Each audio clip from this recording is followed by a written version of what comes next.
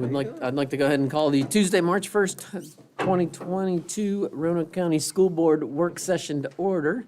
Madam Clerk, if you could call the roll, please. Yes, ma'am. Yes, ma'am. Here. Yes, ma'am. Yes, ma'am. All right. The agenda, we changed earlier today to move Ms. Peterson up to the number 1 spot, but I think I'm going to make a quick change if nobody objects. We do have some guests here. Dr. Hughes, Ms. Hans, and Mr. Burcham, I think we're going to move them up to that number 1 spot instead, so that you don't have to stick around for the entire budget work session. Any objections to that? No. 10 minutes or so with YRBS Yeah. first? Okay. So we're going to go Just to borrow. item number 2.02 first, YRBS presentation. Dr. Hughes. It was something you wanted, I might. We'll let that ride.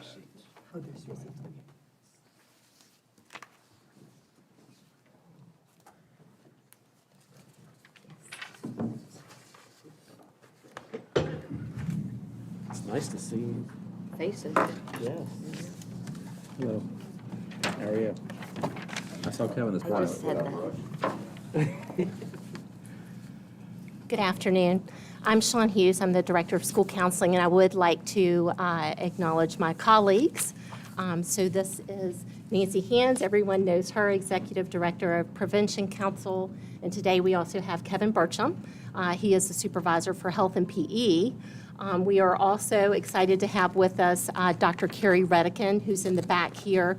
He is our research statistician from Virginia Tech that has been one of our colleagues for, I believe, the last 20 years. Yes.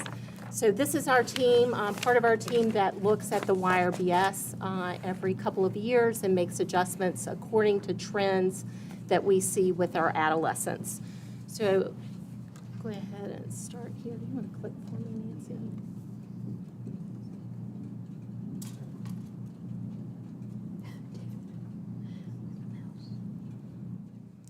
All right, what does the YRBS mean to us? The YRBS is a national instrument that has been used by the CDC since 1991. In Roanoke County, we have looked at the data and we make adjustments every 2 years. And so we have a customized YRBS that we've been using since 2002. For 18 years, the survey has been administered to our students in grades 6 through 12 biennially. So every 2 years, we provide that information. And our last YRBS administration was in February of 2020. What do we do with this information? This information is very helpful to us because we use it for prevention, intervention, and also community programming. So we partner with the Prevention Council. We also communicate with Health and PE to look at our programming that we provide for students. It's designed to get insights from our teenagers to see what their at-risk behaviors are and then what we can do as a school and also as a community to support our students. Our primary focus in Roanoke County Schools is on PBIS, the Positive Behavior Interventions and Supports. There are many different topics in that area: signs of suicide, substance misuse, social emotional learning, bullying, school safety, trauma, and equity and diversity. The data that we receive from the YRBS helps us in programming in many of these areas. For example, our Signs of Suicide program, we are on year 3 of that. It's very helpful to know what the trends are with our adolescents and how we're making progress in those areas. These are informed, data-based decisions that we make. So getting the data from the YRBS every 2 years to see what those trends are. What are the things that are continuing to rise? Are there things that are leveling out with our teenagers? Or, of course, are there things that we need to work on? What does the YRBS measure? Lots of different areas here that cross over between counseling, personal safety, and even in the health curriculum. We look at demographics, depression, suicidal ideation, body image, substance use, bullying, vaping, sexual behavior, but only in the high school years, personal safety, violence-related behavior, technology use, and vaping. Core measures. Core measures are often requested for state and federal grants that Nancy will speak to at a later date, but it has to include a variety of different areas. When we collect those core measures, they must include alcohol, tobacco, marijuana, and prescription drugs. There are certain measures that are utilized, so we need to know what is the 30-day use. We also need to know what the peer disapproval is, what the parent disapproval is, and the risk of harm. So looking at those measures in each one of those areas also helps us to know where the areas of concern are. We did make some adjustments in the last YRBS review team. Again, every couple of years we get together multiple times. We look at each one of the questions. There's 3 different surveys, the 6th grade, the 7th and 8th grade survey, and then also the high school survey, and we review what those questions are. We do have an improved format. 2 years ago, we moved to an online format, which is more user-friendly for our teenagers. We also added some logic questions. For example, if a student says that they have not been bullied, it will drop down to the next level of questioning and will not ask any further questions on bullying. We added an anxiety question, and the purpose of that was because we know within the last couple of years of dealing with the pandemic, anxiety has become a significant issue for our students. We asked a resource question because we want to know whether or not our students who are struggling with self-injury or suicide know what those resources are. And also, do they know how to reach out for help? So we asked a question about that. And of course, because of current concerns that we're seeing and with the legalization of marijuana, we are looking at areas such as dabbing, edibles, and then consuming Delta-8 with THC or Delta-9 with THC. My turn. So I just want to give a little point. So this is a national, the grant that we got that started the council was way back in 2000. Joanne Burkholder, who was then over all the SAPs, she wrote this grant, a national grant, Act of Congress. It's called the Drug-Free Community Support Grant. We got that grant for 10 years. We didn't have a gap year. So in order to get these federal grants, we have to have data. And if we don't have data, we don't know what our problems are. So that's how far this goes back. The other thing is that this shows you when we have the DFC, drug-free communities, all those pieces, and we have to have 12 sectors minimum around the table, which we do. We use this strategic prevention framework process, and you can see that it includes data. And when we have informed data, then we know that this is where we have to put our efforts. I was thinking about this, and I had a phone call last week, and what's changed is when we started this in 2001, because that's when the council actually came together, we have a 21st birthday in 19 days, 20 days. So when we started, we wanted to know 2 things. How could we get kids to stop smoking cigarettes? And how do we bring down the alcohol? That was about it. And you can see how much that's grown since then. So we use this framework process to really guide us. And this is constant. And we have also, I'm very, very proud to be part of this partnership with Roanoke County because we've had many over the 20 years, national awards, state awards, and local awards because of the data and the collaboration. We are seen in our state. We have a Community Coalitions of Virginia. This coalition was one of the founders of this. That's about 12 years old now. And so we have coalitions all over the state, and we have data all in the Roanoke Valley. Every single school system works with a coalition that has data too around our valley. So this pretty much just shows you that where there are DFCs in the community, they fare better than if they were just using the YRBS. So this is over, about 10 years of data that they're looking at. Sorry, Nancy. What is Yeah. DFC stand So it's drug-free communities. So the actual act in Congress is Drug-Free Community Support Grant, and we just call it DFC for short. And this is always happening. Like, we can't ever get that again, but the 3 federal grants that we've had and the 2 that we currently have, we had huge points because we are a DFC graduate and because of the partnerships that we have established. So this is lifetime use data. We look at 30-day use, but we also look at lifetime. But you can see from 2002, and remember, we also are lifted up because we're looking at all of the kids. We're not just looking at smaller. So in the state of Virginia, there has to be a statewide. Their N is only 1,500. Ours is well over 6,000, which Carrie can answer the question as to why that is so robust. And actually, Dr. Warren Bickel at VTCRI, he, a couple years ago, started to say this data is just unbelievable because of the robust data that we have and how we can use that to really look at the programs that are going to help children and families. So you can see over time, I mean, the cigarette one is pretty amazing, but guess what? Then pens came, and so we had to look at vaping. Same thing with in 2008, all of a sudden, we had to talk about cell phones and look at the data around cell phone use. So any questions around that? Yeah. So actually, that one, it sort of went away, but guess what we have now? Now we have Delta 8 that really isn't Delta 8, it's a lot of other things. But it reminds me of the K2 spice. Yeah, because Mike, you've been with this for almost the entire 20 years, just so you know. Yeah, I know. I know.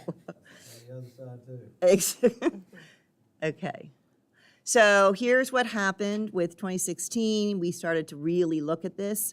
What I very much like is that on the off years, the odd years, we do meet as a team and start to look at what is the landscape. In fact, I think it was 2016 or 18, we brought some high schoolers in, and they actually taught us what Jewel was because we were using a different word. And those are all things, because we've got to look at this from what is really happening. And now we've got a big job with what's happening with the legalization of cannabis. That is impacting greatly, and there's no regulations around it. So. On that previous slide, Nancy, have we been studying the same age groups each time? Has it always been middle school and high school? Uh-huh. Okay. Yep. Since 2002? Yes. Okay. Yes. Yep. And that's the other thing is that we actually, I think, Carrie, you can speak to this. We actually, for middle schooler, we actually have more data than CDC does. Yeah. And because we do this and we do it for where we are in this community, it really does. It's just so robust. So Nancy, I'm sorry to interrupt you. So I heard I think I heard 2 numbers, 1,000 versus 6,000 data points? So, not data points. So in For a students. statewide survey, Virginia, we have to have surveys. So in a statewide, they randomly select 1,500 kids. They may have come here. And that only started, we were one of 2 states up until 2011 that did not do statewide, and we had to have that, okay? So they randomly will pick from different school systems, but the N is only 1,500. What we have is well over 6,000. And that N, the more you have, the more that you can look at those numbers. You don't want a low N because it's just not as robust. So our N is middle and high school, which is anywhere between 6,500, 6,800, something like that. And the results and the analysis of both of those ends, is it the same? Is it the same? Probably not. And I will tell you that at the state level, it'll probably say that it's a higher percentage of kids using than it is when you have a larger, and they don't have as many questions.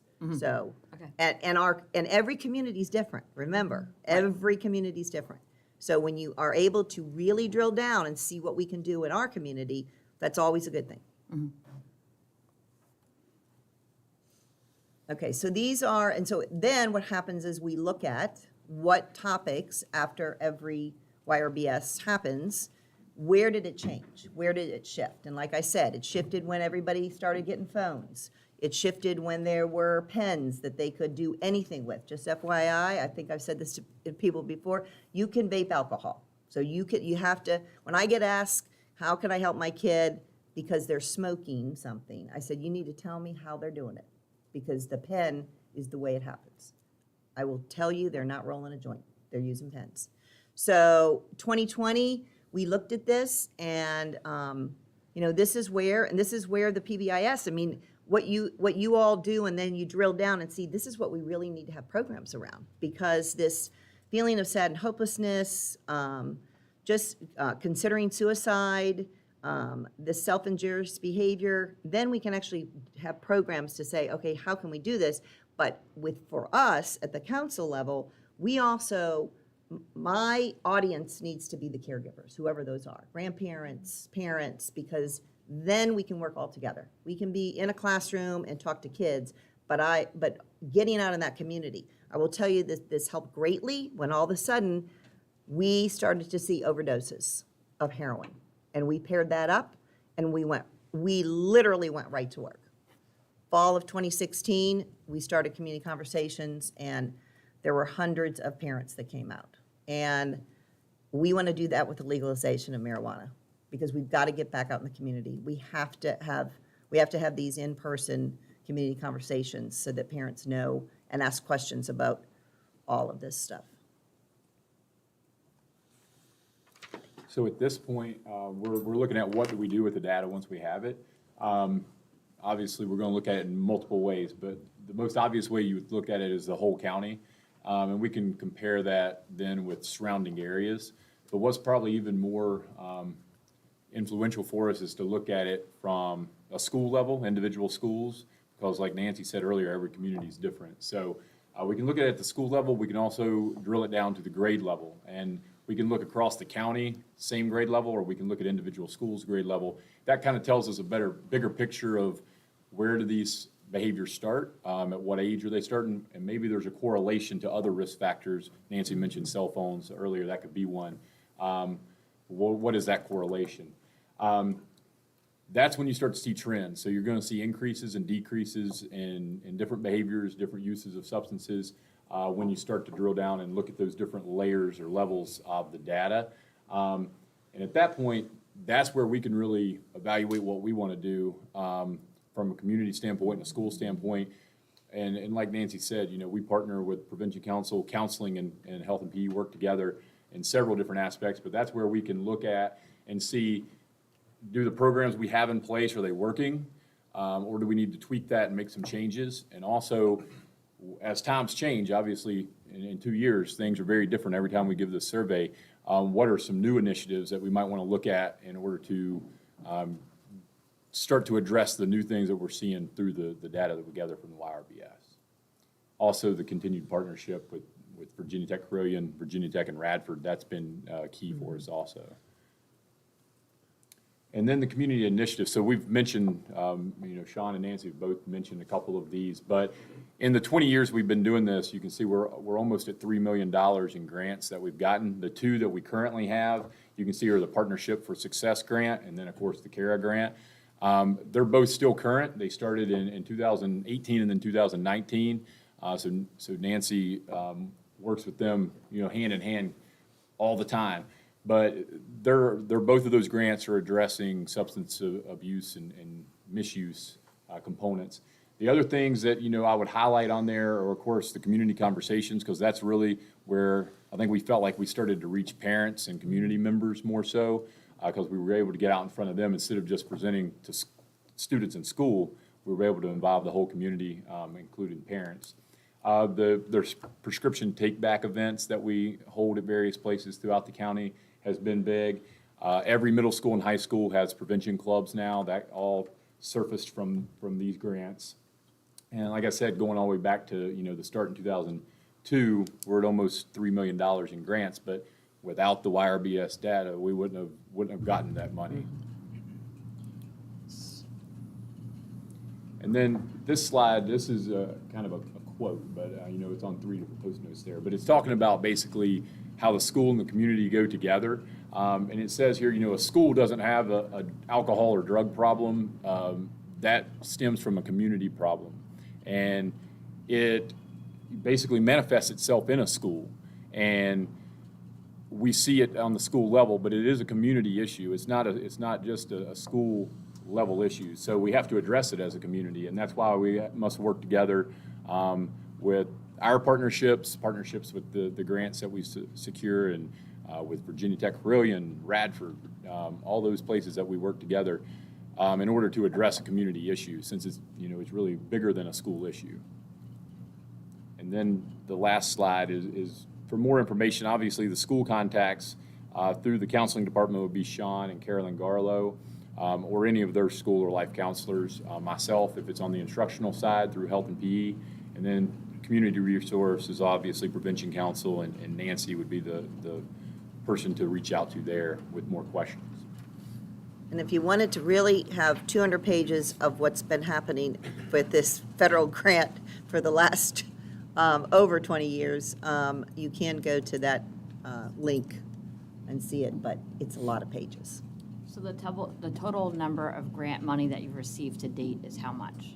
I'm sorry, so total in the dollar. last 20 years? Yeah. Or in the last 20 No. years, that slide probably needs to be updated. It's over 3 million. Over from 3 it- million. And that includes, we've done small state grants that we've written, local grants that we've written, so it's over 3 million. Okay, and am I to understand, the more data you collect, the more grant money you get? Is that how it pretty much works? So it's the fact that you need your data in order, to and secure so that. CARA, that is a federal, that happened after everyone started to see that we have an opioid crisis in our United States.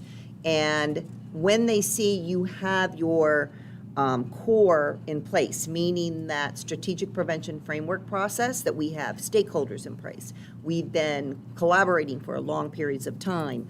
We have law enforcement involved, school involved. When you have that in place and they see that you have gone through this drug-free community support, and we have tons and tons of trainings around what we call SPIF, Strategic Prevention Framework. When you have that, you're going to get points up front. And we have an excellent grant writer, too, that the council pays for. And then that collaboration with schools and community is what they look at. And that was huge. We got very high marks. I mean, these are very, very competitive national grants. Okay, thank you. It seems, Mr. Ray. Go ahead. It seems as though, obviously, with the pandemic and schools, so much more attention is being paid to what's going on in the schools. And this survey, I think, was no different. And we heard from some parents this year. Was the opt-out numbers this year leading up to just before we postponed that survey, were they similar to what they've been in past years? Do you know? So I don't have a total in front of me for opt-outs, but I do think we had more. I think I heard from approximately 140 parents. Out of 6,000. Yes. I will say another important factor on the YRBS is the last time we did the YRBS was right before we shut down. So getting the data now could truly shed light to many things. And I think, as we're looking at programming and what to do as, our kids are back in school and things are changing and we want to do all we can to support our kids, I think that data could be very helpful to us. So it's about 2%, I guess, of parents that have opted out. Mr. Ray? Thank you, Mr. Chairman. Yeah, it's been about 4 years now that we had the program at high schools. For community programs? actually, it started back in, it was February 2017 when we did the very intensive ones because of what happened with the opioid. Yep. And did you see, they were very good. I know we did it at all the high schools, and they were really good. And, I mean, it was the shock factor, which Right. they need to Right, hear. and Mike, what I want to remind everybody that and I'm doing this off the top of my head, but I've memorized many of this data. So back in 2014, when we started to see something's wrong, and we started to see in the community, we were having people using heroin. So across the valley, 7% of our high schoolers said that they had tried heroin, and we were shocked, okay? Once we got out in front and started to explain to people what addiction is, what this opioid crisis is, that number, because we did this together, and that's what's so powerful, that number is now down below 4%. So, you know, I mean, it's not just one area. It takes a community to do what we've had to do, and we have to continue to do it. And that also helped form the Hope Initiative. That also has helped form the collective response, where there's over 300 organizations. The county is part of that collective response. And, you know, now we're really lifting up how recovery is part of helping with this disease of addiction. I mean, we are calling it a crisis of addiction, so we can help understand what that disease is. It's a very sad situation. And if you have an addict, just because they get out of school doesn't mean that they're not still an addict. And I know, serving on Lewis Gale's bioethics board, and you came and talked to the doctors, which was very eye-opening, because the doctors were just treating them, sending them home, or sending them back out into the street to do it again. And they didn't have the resources, they didn't know where to send them. And that was where you came with your program, and Beth Macy, and, you know, participated. And so it really was powerful, and I think it makes a difference. You really have made a difference, and I think that's important for us to remember, that if you see that trend in school, it's been some very sad stories that happened after that. And we want to get to kids and families earlier. You know, I mean, we really, and that's why this legalization, this is a big deal, because people do not, you know, when I say Delta 8 or I say dabbing, I've got people looking at me going, I have never heard that word. What does that mean? And we need to really educate people about what's coming. Yeah, everything's changing. The language changes, you know. But we're very lucky because we have established relationships with coalitions out in legalized states. One of the things that we've been able to bring here is a curriculum from Oregon, and it's a marijuana prevention curriculum that we've been able to share with health and PE teachers, nurses, so that we can start to do these kinds of things, because there aren't a lot of prevention curriculums out there around marijuana. What other things do you do for resources besides the grants? Well, a lot of resources for parents and families, and to help them see where they can connect in our community because of what's happened just in the past 5 to 6 years. Thank you. Ms. Vashani? Yeah, Nancy, I've known you for a long time, and I appreciate everything that you do. You know that we have someone to speak to some of the stuff coming up March 10th, just around the corner. So to follow up on David's question about the parents who opted out and the numbers, as a parent myself and hearing from other parents, I think their concern was some of the questions. I want to get the data. I think it's important to get the data, but what do you say to the parents who say, gosh, that question seems awfully leading, or that question causes me to have concern because I don't even know if my 6th grader knows about that. So when you get those phone calls, what's your response? Well, I haven't gotten a lot for several years, and probably because I think this went out by, the parents could see it online, right? Okay, so that's new, because all other years you had to go into the library, see it. I know that we've had questions in the past 10, 15 years around some of the sexuality questions, and Carrie is the person that can speak to actually the questions, because they have to be very similar every other year so that this gets statistically correct. And you'd have to tell me a specific question that a parent ask. I will let you know that I think from 2010 to about 2016, we actually had a parallel parent survey that was only about 12 to 15, just to see, just on the core measures.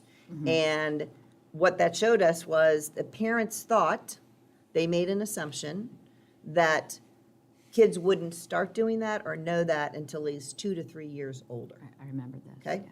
So we know that because, and this is very much because of its 24/7 world and because of phones, kids have a lot more knowledge than we parents think they do. I mean, Cheryl, my oldest is now 33. I did not have to worry about half this stuff when my kids were, even Sarah when she was at Hidden Valley. Right. So I think this is where we'd have to know the questions and how parents understand why these, what is it that question, gives pause for. So,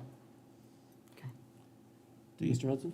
Oh, sorry. I can give you one of those questions. A parent had reached out to me with some concern, and one was the ADHD medication, using someone else's ADHD, I'm getting tongue-tied here, Right. ADHD medication to Right. get high Right. or whatever.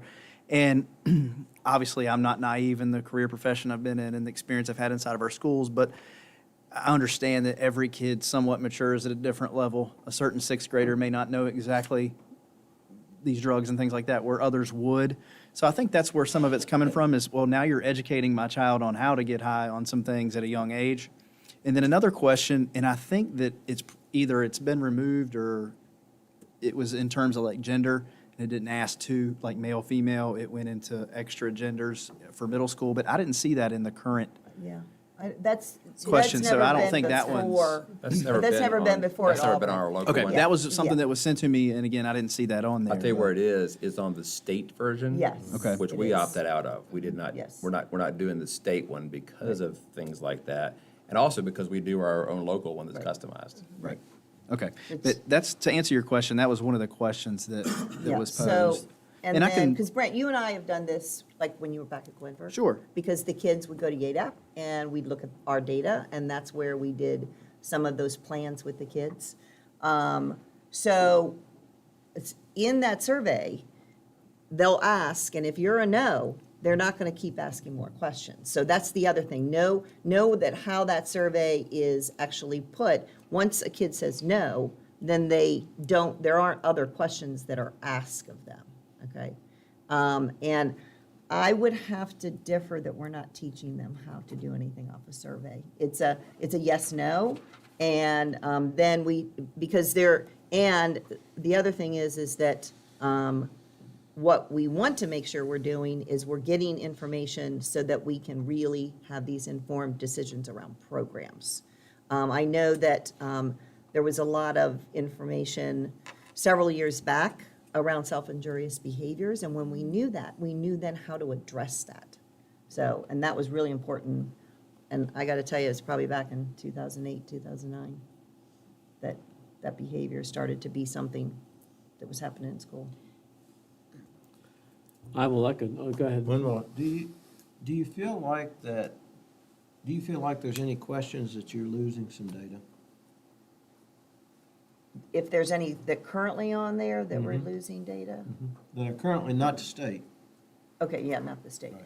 No, ours is extremely robust. I mean, it's better than the state, and I know the state would say, yes, it is, because of what we do with it. And then, just that we have the ability to survey so many.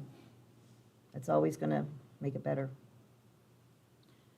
I'm sorry, I always have a million and one questions.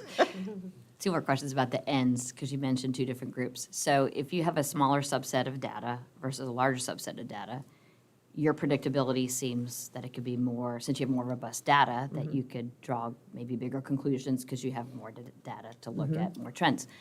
So your group that has the larger data, what programs did you guys then see ahead of time that you were able to implement that other districts or areas were not able to? Well, I will tell you, in Roanoke, we are the ones that serve, I think Salem surveys all the kids too. But, so what programs have we done? Yeah, like what did they miss but we caught? over like. Self-harm, like you mentioned Oh, self-harm. they're asking So those questions. did we identify self-harm as an issue 10 years, 3 years, 5 years prior to anybody else because of the survey? I mean, so what's the direct cause and effect? We Like, probably did that 2 or 3 years before, but, yeah, so RASAC is our sister coalition, Fresh is our sister coalition in Franklin County, RPA is the city, but I will tell you that we all have the same core measures, and we all have almost all of the same questions. We may be ahead by a couple of years, but, and we talk to each other, like we say, okay, what are you seeing here? But remember, kids that live in Salem and kids that live in Roanoke County and kids that live in the city, they do not know boundaries. So the activities that are going on cross. We don't, kids don't stay in a box. Right. They will cross over onto the other side of the street, so. But, I mean, we all have collaborative programs, and that's why this collective response has been amazing for the last 3 years, because we now have a subgroup that is prevention and children and families, because we've got to do it together. We can't just say, okay, this is what we're just gonna have for Roanoke County. We have to be able to say, if this is working, then we need to share that kind of program. So how come they don't then do a more robust data set? Well, they chose, I mean, they have a pretty robust data set because they're doing 6, 8, 10, 12. We're happen to be doing all of it. That was done back in 2000. I mean, that's the way it was all set up.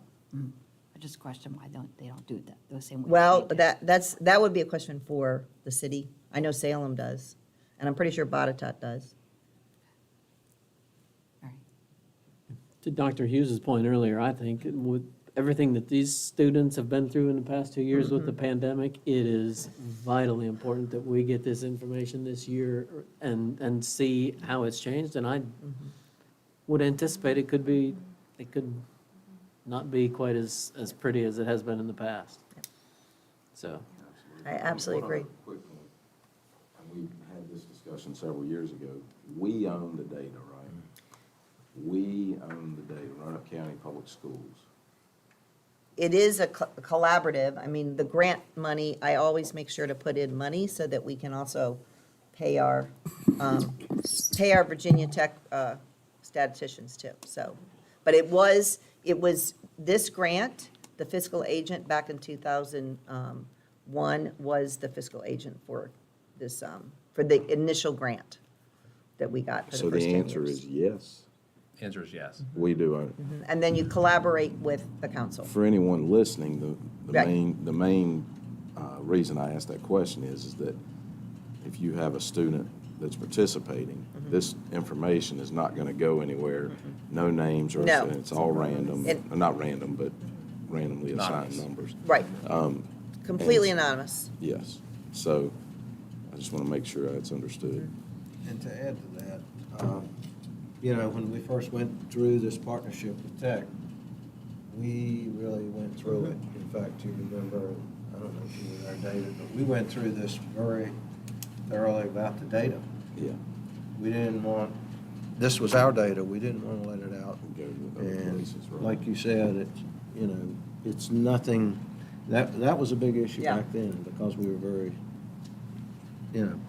very secure with our data, so, and how that was going to be used. I do have one last. So because of the last 2 years, and I'm sorry I haven't had a chance, I don't even know if we have everything, all the questions in here right now, but are we weighting this towards the last 2 years for information for? You mean weighting it towards certain questions or certain Well, behaviors? because we know from this pandemic, we've known this from the Right. beginning, day one, what we were doing to these children, right? With the stuff that we were doing as a result of the pandemic. Are we waiting, or any question, or is the questions just the same as they were 2 years ago? Or are we adding a few to try and Yes. pull that data out? That's, To that. So we did add several questions based off of the pandemic. One of those was about anxiety in particular, and 2 other additional questions were about being able to reach out for help for suicidal ideation, Okay. that sort of thing. And then, of course, based off of what we know is taking place with THC, with marijuana, with Delta 8 and Delta 9, we did add those questions and a question about edibles as well. So there are some things that we know that our students are dealing We with. just don't have a baseline, I guess, right? Correct, This would correct. be- But we yeah. thought it was important enough, knowing what's taken place, especially with our legislation and then also with the pandemic, to put those things in place. And when we know anecdotally that, you know, I mean, like, luckily we were able to get all this data right before the pandemic, and then now we've had this time period, and we know anecdotally what's been happening. So, so with the data and the questions, we can really look at, okay, now how do we wrap our arms around Yeah, to putting in David's more point, It will programs? be very interesting, very Yep. helpful data. You always want a baseline, but Yep. who would have known to get a baseline in this situation? Yeah. So, And thank I you. just want to add one more thing, Nancy. You're absolutely right that our children know more than we do as parents, because I've had this discussion with the topic that you guys just did on that Zoom, talking to my boys, and they're like, Mom, of course we know about that. Of course we know what that is. We would Yep. never do that, you know. I'm like, oh my gosh, I didn't even know you knew about that. So, yeah, I appreciate all you do, and thank you very Yep. much. Mr. Hudson? Just one thing, this is probably more geared to Dr. Nicely. I guess for the 140 students, or however many decide to opt out, just make sure we have a plan in place that doesn't, you know, put those kids in an uncomfortable situation. What do they normally do? So it's normally left up to the administrators whether or not they pull students to a certain area during the administration or remain in their room. And so we've left that up to the principals to make that decision based off of their numbers. Any objections with going ahead and giving them the approval to move forward or figure out when to do that? I don't want to take any action items in a work session. I was taught about that a long time ago. If it has to come to a vote, I'm not doing that. Well, We're not asking for approval. yeah, I'm not Yeah, asking we're not for asking. approval. Just trying to answer your question. I don't stick my finger in a light socket more than one time. Quick. Very good. Any other Thank you, questions? No, Thank you for your time. Thanks. that's a good one. All right, back up to item number 2.01, 2022-23 budget work session, number 3, Ms. Peterson.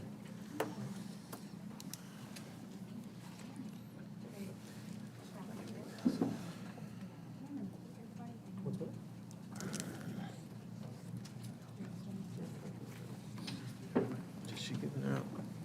Oh, there it is. She does have some paper for you. Just- Susan's got some.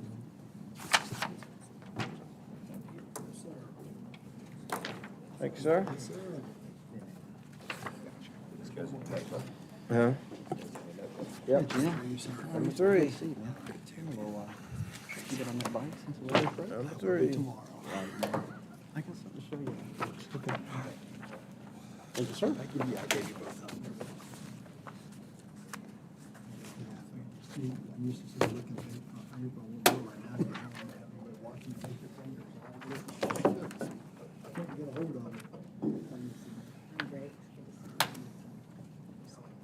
It's like I've met new people. I see faces. Yeah.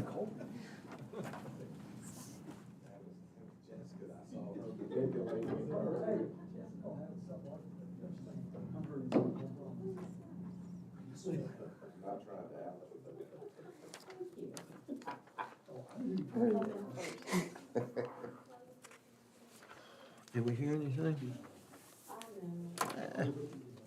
Look at how cool. They said it closed of business today, so. Closing business, well, it's not closed in Monday. They have till what, March? They have till March 31st. And then they'll have to wait and then come back, and then if they don't. All right, go ahead, Ms. Peterson. Thank you, Mr. Linden. It's good to see you all today. Unfortunately, I literally just checked 2 minutes ago, and the calculator tool is still not posted. But we have been told that it should be posted by the close of business, which is in like 45 minutes. So I'm sorry to say I can't analyze that and talk to you at the same time. I can multitask, but not that well. So unfortunately, we are not going to have the numbers. And I know that there is some questions about other school divisions going ahead and adopting budgets. I will say that there were some very, I don't want to say gross numbers out there from both the House and the Senate. And I did look at what the gross numbers were for us, but the problem with putting much stock into that is they don't slice it and dice it the way that we need to in our funds, right? And they use a different ADM than what we're going to use. And I think even between the House and the Senate, they may have had different ADMs. And so I do know that they both came in higher than the governor. The House came in a couple million higher, and the Senate came in a lot more than a couple million higher. So we'll see. I'm really anxious and curious to see the calculator tool come out, and I'll analyze it first away. Well, we're gonna have to readjust, because they went on the Senate, which was much higher. And you know it's gonna be somewhere in between. Usually. We've always presented the budget in the past based on the lower of the Yeah. two. So with that, I will cover the local composite index, a couple of county items. I will go over a pretty detailed compensation update. And then we've got a slew of funds that I wanted to visit with you. So this would be all remaining funds except for like a overall general fund and student activity fund is included in this and all of the prior reports that I've presented. So with the local composite index, it was asked again of how this affected the school division. And so I thought I would share with you the slide from before. On the left-hand side shows the factors that go into the local composite index itself. And on the right-hand side, you will see 3 columns and all of the categorical revenues that we get. So these are the categories that come out of the calculator tool. And when you look down through here, and this is in total, so this is then going to be split up into different funds for our purposes, right? So on the left-hand side is the state side, and that is their portion. They use the local composite index to split it between the state and the local. And then you see the total. The total is what they come up with, is that's how much money we should get overall. The 43 million is what is considered the required local match from the county. We are in a position where that really does not come into play for us because our county far exceeds that number. There are school divisions that don't exceed that by a lot, and they're really just getting the exact amount that's required by the state. Thank goodness we're not in that position. So I did want to share that. Were there any? That will be this is the minimum. But it does not go into their calculation. It didn't go into, it's not part of the local formula. Right. Right. So then I just put the history in here again. So moving on to the county items. Did you have any questions about the Well- LCI? 'Cause Oh, sorry. No, and I'm a slow learner, so I just want to understand, so when we get again, I go back to, and I brought that with me, the same sheet, I guess. Roanoke County's the only one that's going down. All the others seem to be trending upward. Or one was flat. What does that tell me? Just tells you that the factors that went into this formula, so the base year for the current year was 2019 for everything but ADM, and then the base year for ADM was 2020. So it means in those fiscal years, the inputs, which are from the Department of Taxation, your gross income, your taxable retail sales, the true value of real property, the local population estimate, and then our 2020 ADM, it just means that as of that point in time, our numbers went down from the prior biennium. in layman's terms, which is what I'm I have to looking do for for this that. kind of thing. I'm looking for that. You know, because this is the state's measure using those metrics, okay? And you can agree or disagree if are those the right metrics or not, but that's what they use. So this has nothing to do with local formula. Right. At all. Right. But this is, tells you what the state's gonna give you. So that first bullet point's the key, local ability to pay. So in layman's terms, I call that, how wealthy, if you're gonna look at it that way, because your ability to pay, how wealthy or not your locality is. So one could say that Roanoke County is slightly less wealthy than it was in the previous, Well, that's point. where I'm trying to figure out what Well, that. right. So in these bullet points, I don't see, unless local or population age, there's no aging of population included in that, right? So that's one of the things I'm wondering if, the wealth, as you get an older population, obviously, actually, I guess that would go the other way. But I'm just, there's something, I can't figure it out, but there's something with that. But none of y'all are concerned with it, so I'm moving on. Well, But- I can tell you, for example, you can see on Susan's graph there, like Montgomery County being at the top of the pack. So just because the state on paper says, hey, you in Montgomery County, your local portion should be a lot less, or a lot more, therefore we're gonna give you less from the state. I can tell you Montgomery County is, concerned about that going up because it doesn't necessarily correlate with what they're seeing in terms of real dollars at the local level. You see what I'm saying? So for us, for it to go down, should mean that we're getting more state money, so that's not a bad thing. You could look at it beyond that in terms of, okay, how's our locality doing with, you've mentioned like economic development before and things of that sort, right? Yeah, well, see, can tie here's into the way, that. so the way I look at it is, that scenario, early on when I was in business, the owner said, well, look, I don't want to pay taxes. I want you to figure out how to get me out of this tax situation, right? Well, my boss at the time, who I was working under, said, look, the end sum game is you want to pay taxes because that means you're profitable and you're doing well.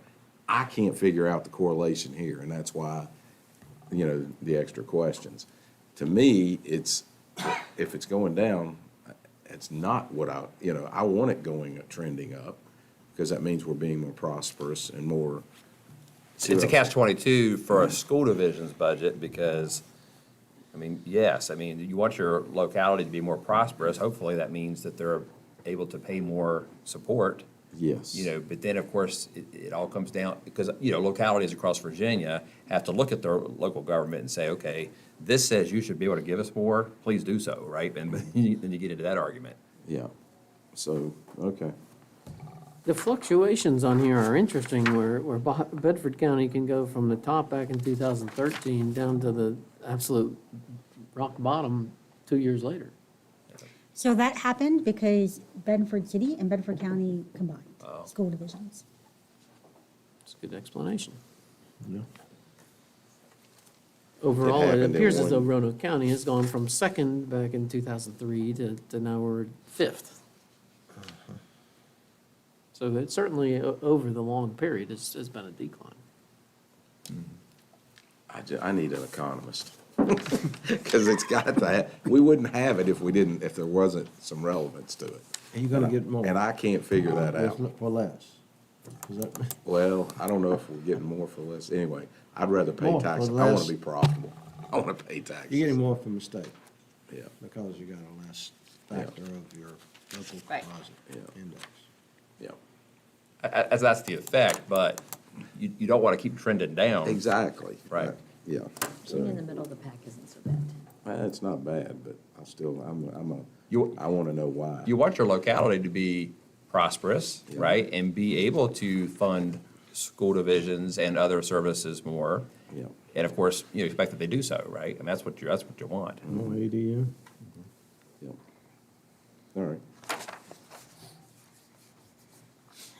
All right, so moving on to the county items. So I've got the next two slides back to back so you can lay them, fold them open and see both sides of this. This is the revenue sharing agreement.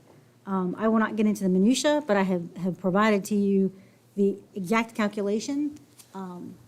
They go through and calculate 3-year averages for ADM and population, come up with the difference in these indices, apply a payroll factor, and then come up with a change from the prior year. And so that's all of the first 2 steps. And then they have a list of property and local taxes that are subject to the revenue sharing agreement. This total amount that's being shared did go up by 13.5 million in their budget from last year to from the current budget to the next year's budget. They have a handful of adjustments. These are economic development revenues and amounts that entice companies to come and stay here, and so that's not revenue that they're going to be able to hold on to. So they've told those individuals they'll give that back. So that comes out of the revenue sharing agreement, bottom line, and then we apply the allocation percentage. And I apologize, the red circle is a little bit big, so you can't see the new portion very well. But overall, our transfer is going to go up to by $4.5 million, up to $76.3 million. And you can see that's higher than that RLE from the the LCI spreadsheet. So that's why, when that LCI goes up and down, it's almost a moot point for the county because we go by this number. Do you know what the percentage was last year? I do, but I didn't write it down to tell you. That's okay. I just. Sorry. Are you asking, like, of the total new revenue, how much of that, what percentage of that goes to the county versus stays to the county? I mean, 'cause schools versus county, right? So they did hold us harmless last year and allowed us they did not use the actual budget that we had for 2022. They went ahead and held the budget from the prior year. And that fell out of the factor this year. And their population went up and our ADM went down. And so that is why you're seeing the swing and the downshift in the base. But the 4.5's a new, that'll come into this year, our new. That is correct. budgeting year. That's not for last year, that's for the increase in rev. Looks like all property taxes, pretty much, and going into the new year. Okay. Correct.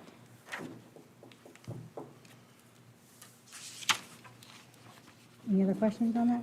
And this has been a topic of conversation over the past couple of years, is the way this revenue sharing agreement is done changed several years ago, I want to say, under Mr. Gates. Yes, Tom it's a Gates. report. Right. And under Kilo. But there's been conversation from our board to say, there are some aspects of this we'd like to revisit. So that's been a topic of conversation. And there's pluses and minuses to having an agreement like this. I've asked around, different divisions, actually across the state. We did a vast survey, asked for it. And there are a lot of divisions that sort of have a handshake agreement that every year you just get a flat percentage, like it's always, 35% or 40% or whatever it is.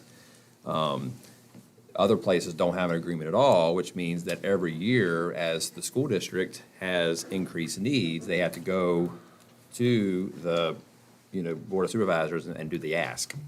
So there's always that sort of conflict. So the pro side of having an agreement is you don't have to go ask, what your percentage is going to be. Part of our conversation has been, are these the right factors that ought to be going into this in terms of determining what that percentage is? So that's just a little bit of background. Because it limits you too. It's good that we don't have to go back and forth and argue, but it's also. That necessarily meet actual restricts. needs. And that's one of the things Mr. Gates, they have a little bit of issue with over that. When will our ADM, I see we've got the budgeted number there, which we're 240 higher than that currently. When will we factor that in? Or will it be? 'Cause They used the January ADM estimate that I put in the February's work session. Are you asking if we're gonna raise it more to what we're at now or closer to? Yeah, I think the numbers we received yesterday were 13.3 something. They were a little higher. I'll have to run them through. I didn't get a chance to. I mean, could we at least, I think to Mr. Lennon's point, budget half of those, come up half at least? I mean, that's a conservative. Yeah, because what is it per student? Well, the way that I do it is through grade progression, and so I take the grades and drop them into the formula, and then that will pump out what the estimate is based on. Right, and that's what you've given us. Yeah, and I'll But do that. don't you feel like, I will do that again with the The updated number. updated ones. I just didn't get a chance, I'm sorry. no, that's fine, but I'm just saying to your point, it's about 250 or, I forget the exact number. 240 But something. even if we pumped it up 125, wouldn't that be conservative enough for us to push through for this budget year? The thing is, we've set using that grade progression, and it's based off of the survivorship of students in each grade. And so it may go up, it may go down, based on dropping in these most recent numbers. So we're not And it's going, we hope they survive from now to the end of the year. Well, We do, but it's like a 10-year trend that I use. Right. No, I get how you get it, and it's wonderful. But at this point, we know, couldn't we factor that in? yeah, I think you have, because our budgeted ADM for this year was the 13,087. Right. I think you're using 13,140 is what you initially reported. Right, and then it went up to 13,183. And then if it goes up again after I apply yesterday's numbers, we'll change it to that one. All right, so let's say that, which number are you using? You're using, The 13,183 right now. okay, so you have bumped it up on. Yeah, compared to this year's ADM. Right, Yeah. gotcha. Which we were conservative in our numbers that we did for ADM, which helped us in the long run. Yeah.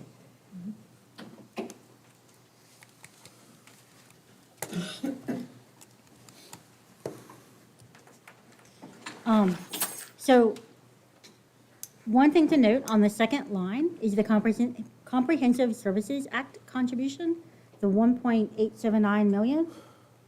My next slide is all about that. So this is an amount of money that the county, through ordinance, has always given to us and then taken back. It's just a transfer back and forth, and we've never put it in our original budget. But I end up doing a revised budget entry to match their ordinance. So I just would like to go ahead and put the revenue and the expenditure, because it's just a flow through. And I don't understand why they do that, but it may have some rules with the CSA of them having to actually give us the funds and then take it back. Does everybody understand what CSA is, the comprehensive, that's, Yeah, where we wanted an extra million. I can't understand the LCI, but I got the Yeah, CSA. okay. you got that one. Or so many, You or got that, we so, get shorted, right? or so many acronyms. Should I start calling this the JFA? The next one's the Joint Financing Agreement.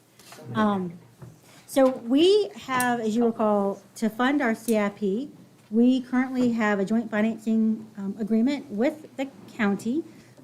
We put in $2.6 million of funds towards the debt program, and they do the same thing.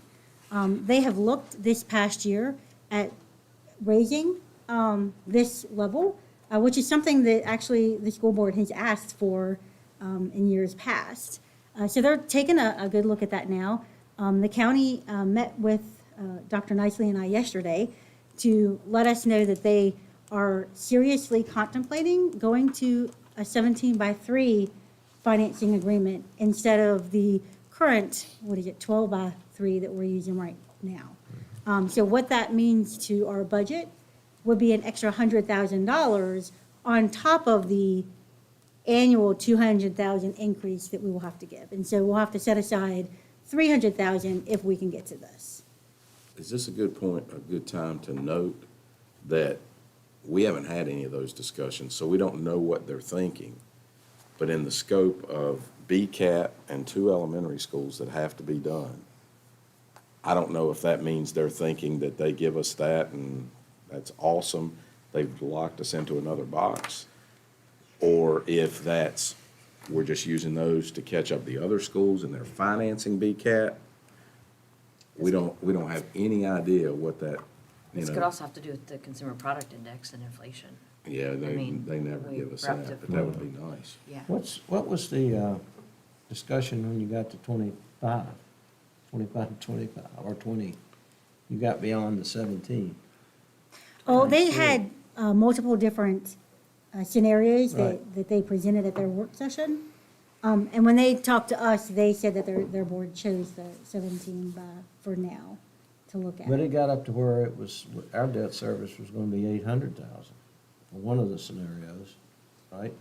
I don't remember, that was a long Yeah. time ago. On what they I presented. have a lot of numbers I in my think I brain. saw that, so, somewhere. So here's my understanding, and to your point, we know there was some sort of initiative in the General Assembly to, pass the legislation to allow localities to do a referendum, okay, on the local sales tax. That's failed. Yeah, So, the golden goose didn't come in. so some of you all may know more of the back channel discussions about this, but my understanding is that it was suggested to somebody that this be revisited, that, maybe the county could actually afford From to somebody. raise this. That's just some things I've heard. So, but what I know officially is that, on the 18th, Susan found out that last Tuesday on the 22nd, this was on the agenda for them to discuss, and then we found out about yesterday in terms of the results. So what I understood from yesterday's conversation with Mr. Kaywood and Ms. Owens was that the Board of Supervisors is proposing, I suppose this is an official proposal to the school board, Even that though we they at least haven't look at mentioned it a. to us. What's that? Even though they haven't mentioned it to us. Well, I guess they're going through staff to our staff, and we're passing it along to you as, I guess, what we're doing here. But what I understood at least was that they would very much like to raise this to a 17-17-17 agreement from the current 12-12-12. And, but I also heard, correct me if I'm wrong, that if through the budget process, we felt like that we could actually go higher than that they would be interested in that as well. So, to the extent that we can afford to pay the debt service on the higher borrowing amounts, I see that as good news in the Well, sense of. sure, we've been being able to- asking for it for 2 years, accelerate, right. So, Yeah, because it took a lot to get from the 10-10-10 to but we don't 12-12-12. know to get 12-12-12. But Right. the problem is, we have no idea what their thinking is with it, because we haven't talked, so we might need another joint meeting. Sure. To understand what their thought process is. Yeah, fair enough. Give us, it's awesome in the context of if you take BCAT out of that piece. But if you leave BCAT in that piece, Right. what good is it? That's a conversation you all, to your point, need Absolutely. to have with them, I think. Yeah, so, But we also need to know the parameters of our budget. What are we giving up to get that? Right. and we need to have some numbers ran on the 10-year deal with these scenarios. And you need to be able to service the debt. Yeah. Right.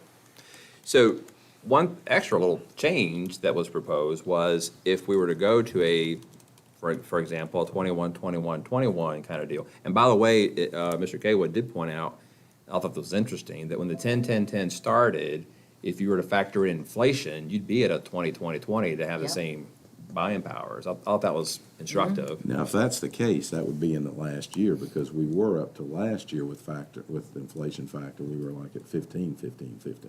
So something's changed. Yeah, I don't know, I'm just passing along what they said, but I thought that was interesting. Yeah. Well, but, currently, of course, we're on this 2-on, 1-off agreement with the county. What was also proposed was if we went to like a 21-21-21, instead of doing the 2-on, 1-off, we could just every year do a split, 2/3, 1/3. There you go. So it'd be 7 and 14. 7 and 14. So over a 3-year period, it's the same amount of money, but that might help you budget and project a little more evenly. I could see, so it makes kind of sense, I guess, to do it that way, but that was mentioned as well.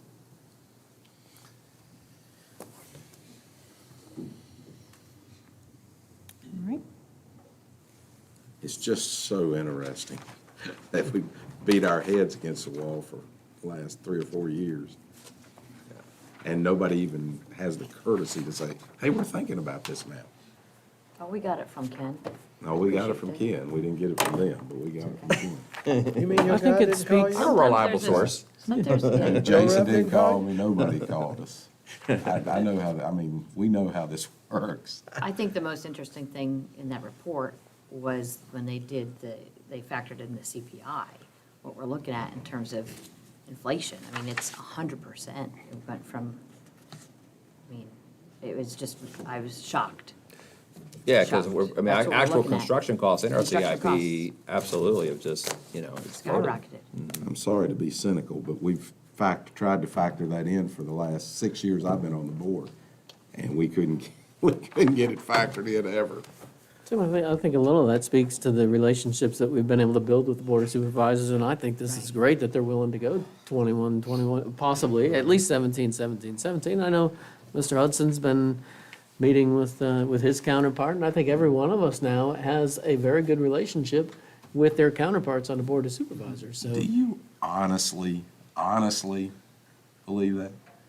Well, I won't speak for your relationship with Mr. Peters, Well, I've but. probably got the best one. I don't know.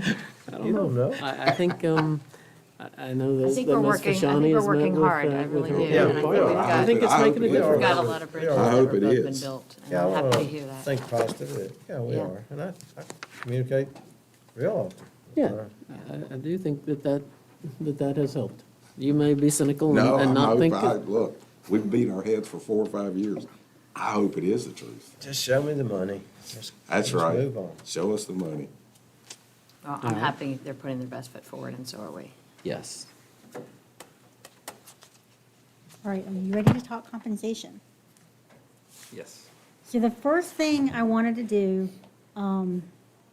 Ms. Fashani asked for the prior comp studies that we have done, and I really took a hard look at them, and this slide kind of lays out what we did during each of the comp studies.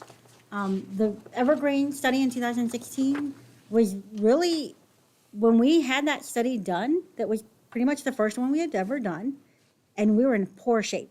We were 2.1% below market, and there was a lot of money put into bringing us up to market at that point in time. The teacher scale was significantly changed, and basically the version of our teacher scale now was created back then. We went to 30 steps. We went to increasing the starting salary. We moved that up by 7.18% at the time. We created a range spread of 54%, and we have that differential of 1.5% for each step. And then they also put in a flat $600 difference for each of the education increments. So they really kind of, the Evergreen is where our teacher scale really evolved. And at the time, I would venture to say that they created a really good scale then, right? The flip side on the administrator, the non-teacher scale is, I always like to say teacher scale or non-teacher scale, because we really just have the two. So with the non-teacher scale, they reduced it from 33 grades down to 24 grades. So that increased the step differential, and I don't think they even realized at the time that they were creating that differential between the teacher scale and their non-teacher scale. So roll forward, and we are told that, it is a good idea to have an external comp study every so often to ensure you are keeping up with the market. So we did have one in 2020. Gallagher came in. Their focus at that time, because we were having a really hard time filling certain hard-to-fill positions. So we really had them look at the non-teacher scale and then kind of kick around the teacher scale and see how it looked. So, but most of the focus was on the non-teacher scale. But at the end of the day, we changed into a decision-based method for putting employees into categories. So that's our grade, if you will, that each person is assigned. So when we say like an A13, that's based on their decisions they make. And then we have steps from there. So this study took us from the 24 steps out to the 30 steps. So now both scales have 30 steps. They also linked the two scales and said that the teacher scale should be in alignment with the non-teacher scale, because at the end of the day, the hope is that you will have some employees who are interested in becoming administrators and will jump to become an assistant principal or a principal and coming up to central office. And so you need to have a certain relationship between the two scales to ensure that it is enticing for them to make that jump and they're not losing a ton of money, right? And we went through and in 2021 budget that I presented had implementing this scale, getting everybody on the right spot in the scale and implementing the teacher plan and everything. And then we got shut down by COVID, so we couldn't do anything. So we actually came back and we revised the budget and we took all of that out. We took all compensation out of our budget.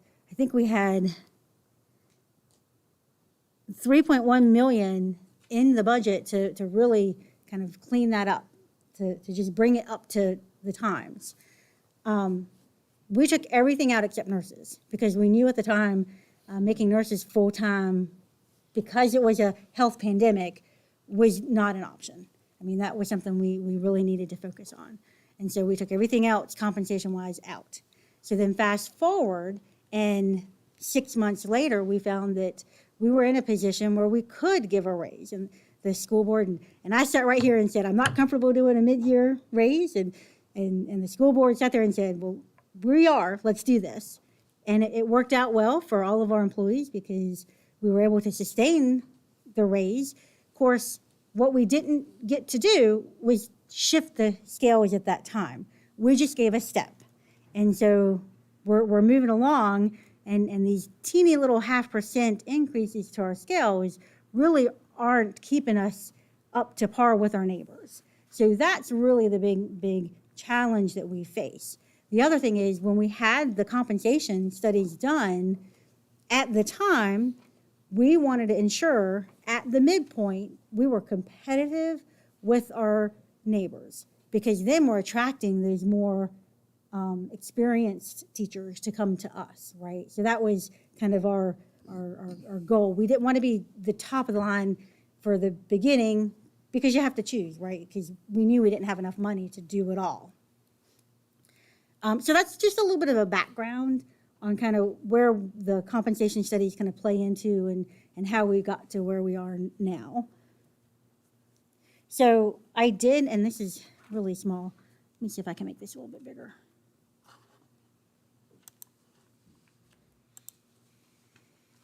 So I did go back and provide additional information on this chart that I gave you before. Previously, and I rearranged it so that it's in order from smallest to largest. So from looking at this chart, and someone asked for Bedford, so I added Bedford to the chart too. You can see that, Franklin County is, their first step is the smallest, and then they're kind of grouped by twos. Botetourt and Roanoke are kind of in alignment. Bedford and Roanoke City are in alignment, and then Montgomery and Salem City are in alignment. Then when you look at their midpoint, you can see we are right there in the pack with the midpoint. We've caught up with Montgomery County, who we were way below, not way below, but we were below on the first step. And that was kind of our ideology with the comp study. Now, if that's something that the school board still wants to stick with, then that's up to the school board. Otherwise, we'd have to go out and look at rearranging the scales. But we need money for that. I mean, it all comes down to we just need money. And then you can see the final step and how many, it's interesting to me also, Franklin County has 16 steps. Montgomery County has 33, Bedford 35. I don't have it noted up here, but Montgomery County, their teachers are at 44.5 for about the first 3 or 4 steps. So if you're a second-year teacher, you're not getting a raise. If you're a third-year teacher, you're not getting a raise unless they shift that scale. With that, can I ask a question real quick? With that 30-year, I just want to make sure I understand. When somebody reaches that 30 years, let's say a teacher starts out, 23, 24 years old, right out of college, that puts them at 54, 55, and we know that people are generally working longer now because of different reasons. So what are we doing for those that reach 30? Are they just frozen, or do they move up with the step? Or you said midterm raise. So in that midterm raise, if you were maxed out in that 30, did they get a raise? We gave a step to everyone, and I believe we gave did we give a bonus to all of them? $1,000. I can't remember for sure, but I think it was, yes. You mean talking a year and a half ago when we did Yeah, that? yeah. Right, because if you're maxed out at 30 and then you're not getting that jump and you're just getting a bonus, I mean, Well, the thought is, when you hit that top step, every time we do a scale shift, they're gonna get a raise, right? Because that 30, if they're in 30, they'll pretty much always be in 30. Even though they go to 30, they would be here like so 35 years. so it just continue on, like literally you never reach the top, or do you essentially top out? Well, you top out, but the whole scale has to shift. Right, And when that scale shifts, they get more money. and how often are we shifting that? Just when we give pay raises, or? But it depends, because we have tried to shift the scale as often as we can, but that costs money, because Right. you would give them a step first, because they're here another year, so you give them a step, and then as much as possible, we try and do a scale shift. But anytime that depends on money. But anytime we were to have like a mid-year raise like you were talking about, they would just, something would have to happen in order for them to get something. Yeah. So essentially, they just got a bonus. So, right, so there's two ways they, somebody get an increase. They can get a step, or they can get, the scale shift. Sure. So you're right, those who are on the top step, if that's all the, increase, and there have been really lean years, where that's all that anybody got was just a step increase, not, so it was like, for a teacher, it'd been a 1.5% increase, nothing beyond that. So in the past, there have been years like that. So yes, the people at the top, were maxed out. But here recently, it's not just been a step, there's also been this, increase, the scale shifting, and those at the top have shifted with it, because now that top step, got more money. Right. So that has happened. Now, we'll say, I think this year, for example, mid-year, at those bottom, those lower paying, positions in January, we did an increase, which really equated to us more of a step increase. And so what happened was, those at the very top, because it was kind of a step increase, didn't get anything. And one conversation that we've had is, if we're ever in a situation, I don't think we're gonna be in the situation this year as far as looking at next year's budget. I think we're hopefully gonna be doing a heck of a lot more than just a step increase. But if we were ever in a situation where we do just a step increase again, I think it'd be really nice to have at least some sort of longevity bonus or something, even if it's, $500 or $750 or whatever it is, just to acknowledge how we appreciate your continued service, even though it's not, a full step. So that's, something that would be something to consider. Can we get an accurate number of how many employees we would have around that age? Sure. And It's not very many, but yeah. in that way, because if someone spent 30 years in Roanoke County Schools, that's a lot of loyalty. And I feel like a $500 bonus, that sounds nice, but let's face it, doesn't help your retirement. After taxes, you're going to get about $300 of it. It's not a whole lot. Yeah, so- and these are all board decisions, right? So previous boards decided that, we didn't really have a max per se. People kept getting the step. And what happened was, you had people who became really extreme outliers. Right. Let's say you were, an assistant principal for, Yeah, 40 you're years, making and less, God love you for right. doing it, and glad you're doing it.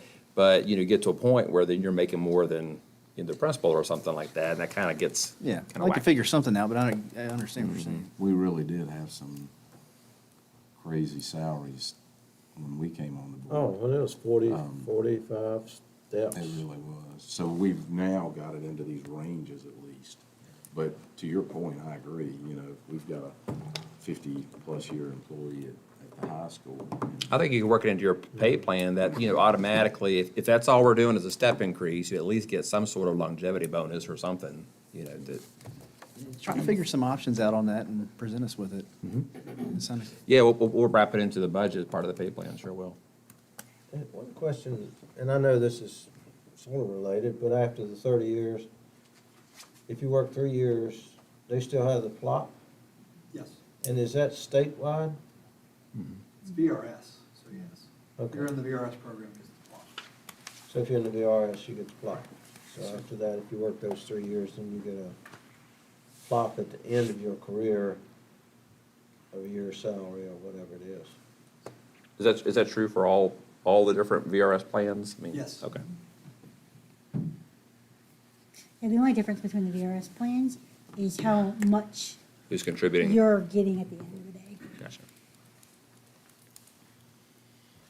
All right, any other questions on this? I don't know how to get this back. There we go. So I just shared with you the DBM grades again. And I know I have shared all of this with you before, but when we're having discussions, sometimes I feel like it's good to have it in front of you again. So just the non-teacher, no new information on this, just shared the old one. So we did run 3 different optional scenarios that I would like to share with you. And what I have done when we ran these is we've isolated teachers, and then we isolated scales A13 to B22, and then everyone from B22 to C45, and then everyone from D61 to E82. So all the slides for the next 3 slides will look the same. So we're starting with this slide where we would give an 8% raise to teachers and a 4% raise to non-teachers. This would be made up through 1 step plus 6.5% scale shift for teachers or a 2% scale shift for non-teachers. And you can see the dollars that fall out of that. The resulting scenario from this is that teachers, their beginning point would go to 42,982. The midpoint would be 52,943, and the final would be 66,198. And the non-teachers, their beginning hourly rate is $14.59. And we like to keep this is the lowest A13 pay rate per hour that is not blocked out in our scale. And we like to keep a close eye on that for some really hard to fill positions, including our nutrition associates, the custodians, and bus aides. And then, so in all of these calculations, to Mr. Hudson's point, I did go ahead and make sure that everyone had who was above the scale. I went ahead and gave them, because it was my expectation that the school board would desire this. Maybe I'm making thoughts that I shouldn't, but I went ahead and calculated what that the scale shift percent would be for them. They would not get the step, but they would get the scale shift.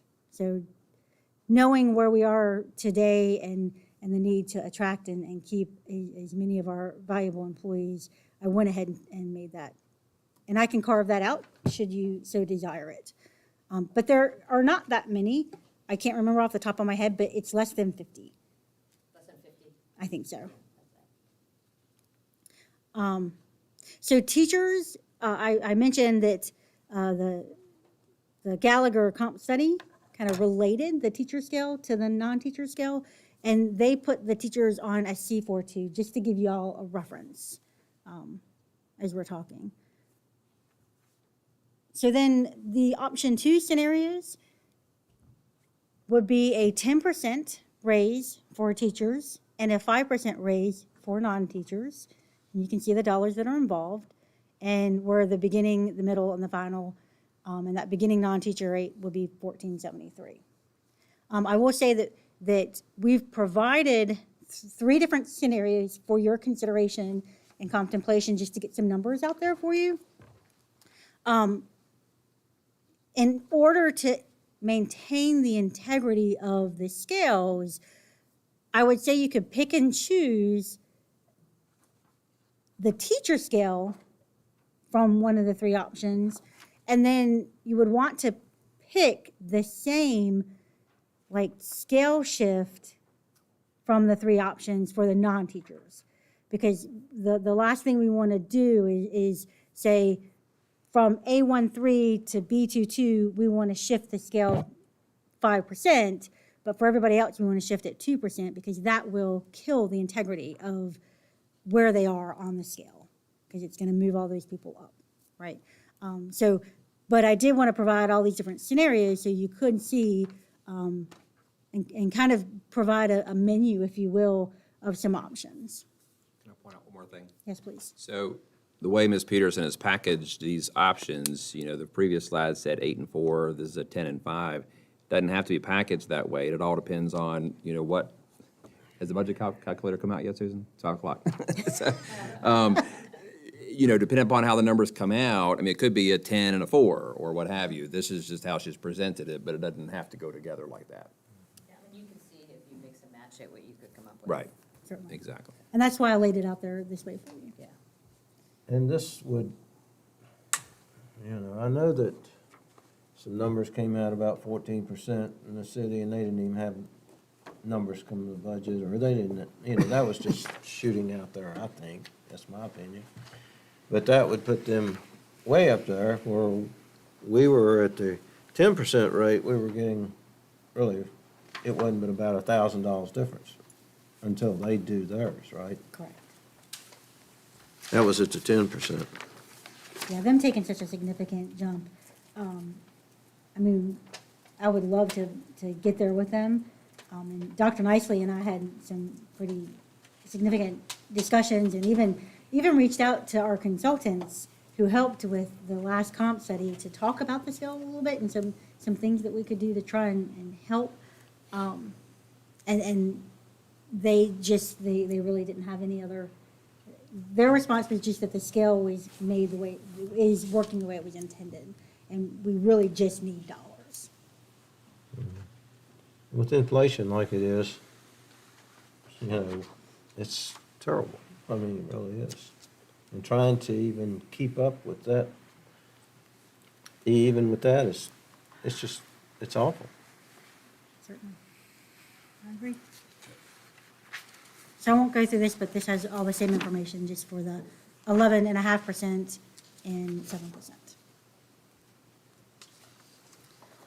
So real quick, I did see a little bit of information that, we reported before that the governor proposed 5% increases over both years of the biennium with a minimum of 2.5%. Looks like the House is going to come down with a 4% raise in both years of the biennium and a 1% bonus. And then they had addressed some of the support cap issues by increasing the number of elementary principals. I think before they were giving schools a half, if you had less than 300 students, they would give you a half of a principal. They've actually extended that for elementary schools. They've now extended that to all elementary schools would get a whole principal, not just like the top half or the bottom half of the principal. Well, we had to make up the other half. Yep.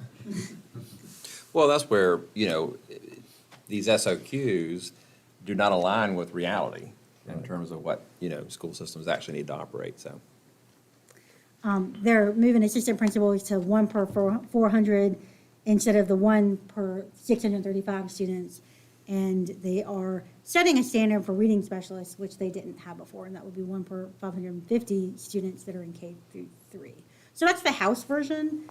Again, I don't know the numbers to go with this. I just know kind of some of the high-level topics that go with it.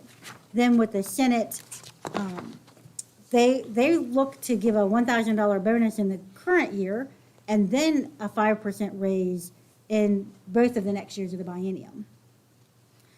They also provided support cap improvements, and you can see the rates where they're increasing the numbers of positions per 1,000 students that they're offering to school divisions.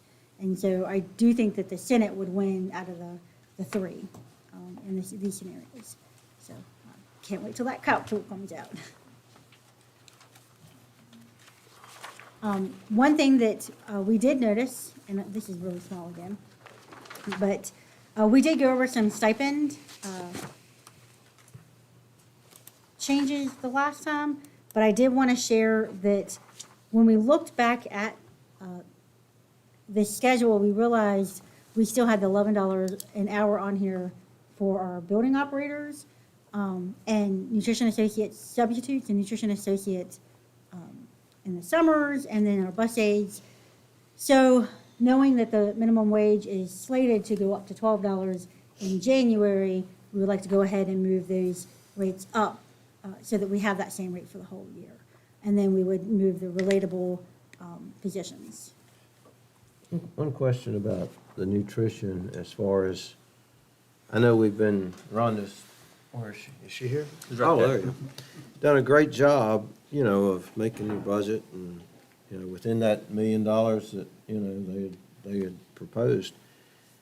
Do we know if there's, and you come up to that amount of the $12 an hour, correct?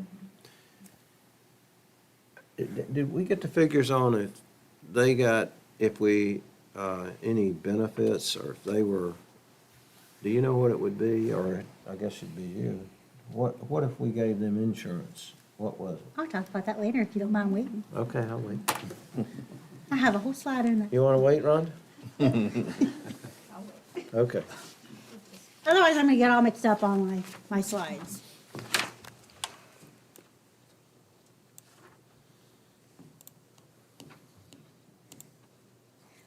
So then the next change we had was the athletic stipends. We've had some additional discussion with the athletic trainer, and proposed to increase the athletic trainer wages from $10,000 to $22,800. That's a unique situation. I'll explain it in my terms unless you want to be more expert at it. But at 4 of our high schools, we contract with Carillion for athletic trainers at the high schools. At Glenver High School, it's a teacher who is also paid, he's, certified as an athletic trainer, and he works extra, beyond that. And so we did some work, Mr. Hudson's request, actually, we need to look at it, and found out that when we compare what the job needs and what, if you kind of break it down to a sort of a, expectations in terms of number of hours worked, and basically, you're talking about a 30-hour position for Glenver, but when you kind of broke that down to what, we found out what the Carillion folks were actually getting after Carillion took their chunk, and broke that down to what they were getting, per hour, per day, or however we figured it out, and determined there was, we needed to pay the Glenver athletic trainer quite a bit more to make it equitable. So that's the Do we have proposal, was any we go other from 10 to folks- 22. Any other folks that would want to do that at the other schools that'd be nice. Any other folks who are athletic trainers who wanted to do that? I don't know if we have anybody else who is an athletic trainer I do at the know other schools, one, but. but I don't know if that would be something that would be enticing to them or not. When you go from 10 to 22.8, that's a nice, And what is the qualification for that? they have to have Well, maybe you'd have some people certification. who You would You gotta want to have be a certified. certification. You got to have certification, Yeah. so. We do. Yeah. You have to have that. Maybe They that- do. We got several that are. And it might In Roanoke be County. cheaper to Oh, it's raise, way cheaper. raise the rate rather than, I don't know. Well, that's right. That's what I'm saying. We might Yeah. want to explore that at the other schools. Might be an opportunity that a teacher, instead of working a second job, might want to. Work a second job. Yeah, well, job. but the second job probably isn't going to pay as well No, as. I say that out of respect because, I mean, they're literally working their, teacher day and then 6 hours a day beyond that. I mean, it's quite a lot they're taking on, but there might be somebody who's interested in doing that, Well, to your and then point. it's all at the same, there's Right. a lot of fruition at the same location. And I have no idea what our Carillion contracts, what the criteria are. No, I was saying what the criteria are as far as being able to, if we had somebody else who wanted to do it, that's certainly something we could investigate. Oh, yeah. We pay by the school, Mm-hmm. so we could certainly, if somebody wanted to come on board, just swap it out. But I gotta believe if there are some out there that. We could offer that at our CTE training. You get that ownership, kind of like we talked about before. Right. You're part of the Athletic family, you trainer. work there. Yeah, it does. I mean, that's great. And that- for an example, Mr. Chapman does middle school as well, where Carillion does not do middle school. So Oh, he's no. actually So he servicing does both that schools. too? Mhm. So they're getting a benefit from that. Yeah, that's nice. Right. So then, that's all I have for compensation discussion. So we'll move into each of the funds, and I'll try and keep this kind of quick. In the next 2 slides that you have, I will not go over these very specifically, but this is just a list of all of the grants that we have and the increases or decreases that we expect that we know already. Usually we just budget what the current year grant is. These are ongoing grants that we get every year. But we do know some of these, we didn't, like the community provider add-on, we did not participate in that this year, and it's not in the calc tool, so we don't think that's going to be available. With the Virginia Preschool Initiative, we can apply to have more students a part of that, and we've done that in prior years, and I know staff would like to apply for that again. By going ahead and putting it in here, you can see we're looking at adding almost 600,000 to the budget, and if we hadn't done that at that level, we'd have to go back to the county to increase our budget, and I'd rather not have to do that. I do that a lot this year. Was the VPI provisional nothing in 2022 and then 30? Is that a biennial type grant or what? I'm not exactly sure, because we've gotten it periodically, so I'd have to look that up and get back to you. Okay.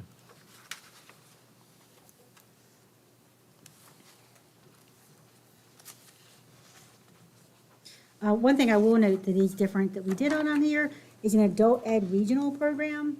We have already always participated in a regional program. Our employee has always been paid by Roanoke, or by the city of Salem. City of Salem was always the fiduciary, the fiscal agent for it, so they just paid our employee. We were the only locality that handled it that way. And they're changing fiscal agents from Salem to Roanoke City, and they would like to change it so that we're actually paying for our own employee, as opposed to the locality that's administering the regional program. They will give us the funds to pay the employee, so this is flow-through. But it would just be another grant that we get the funds and we pay the employee.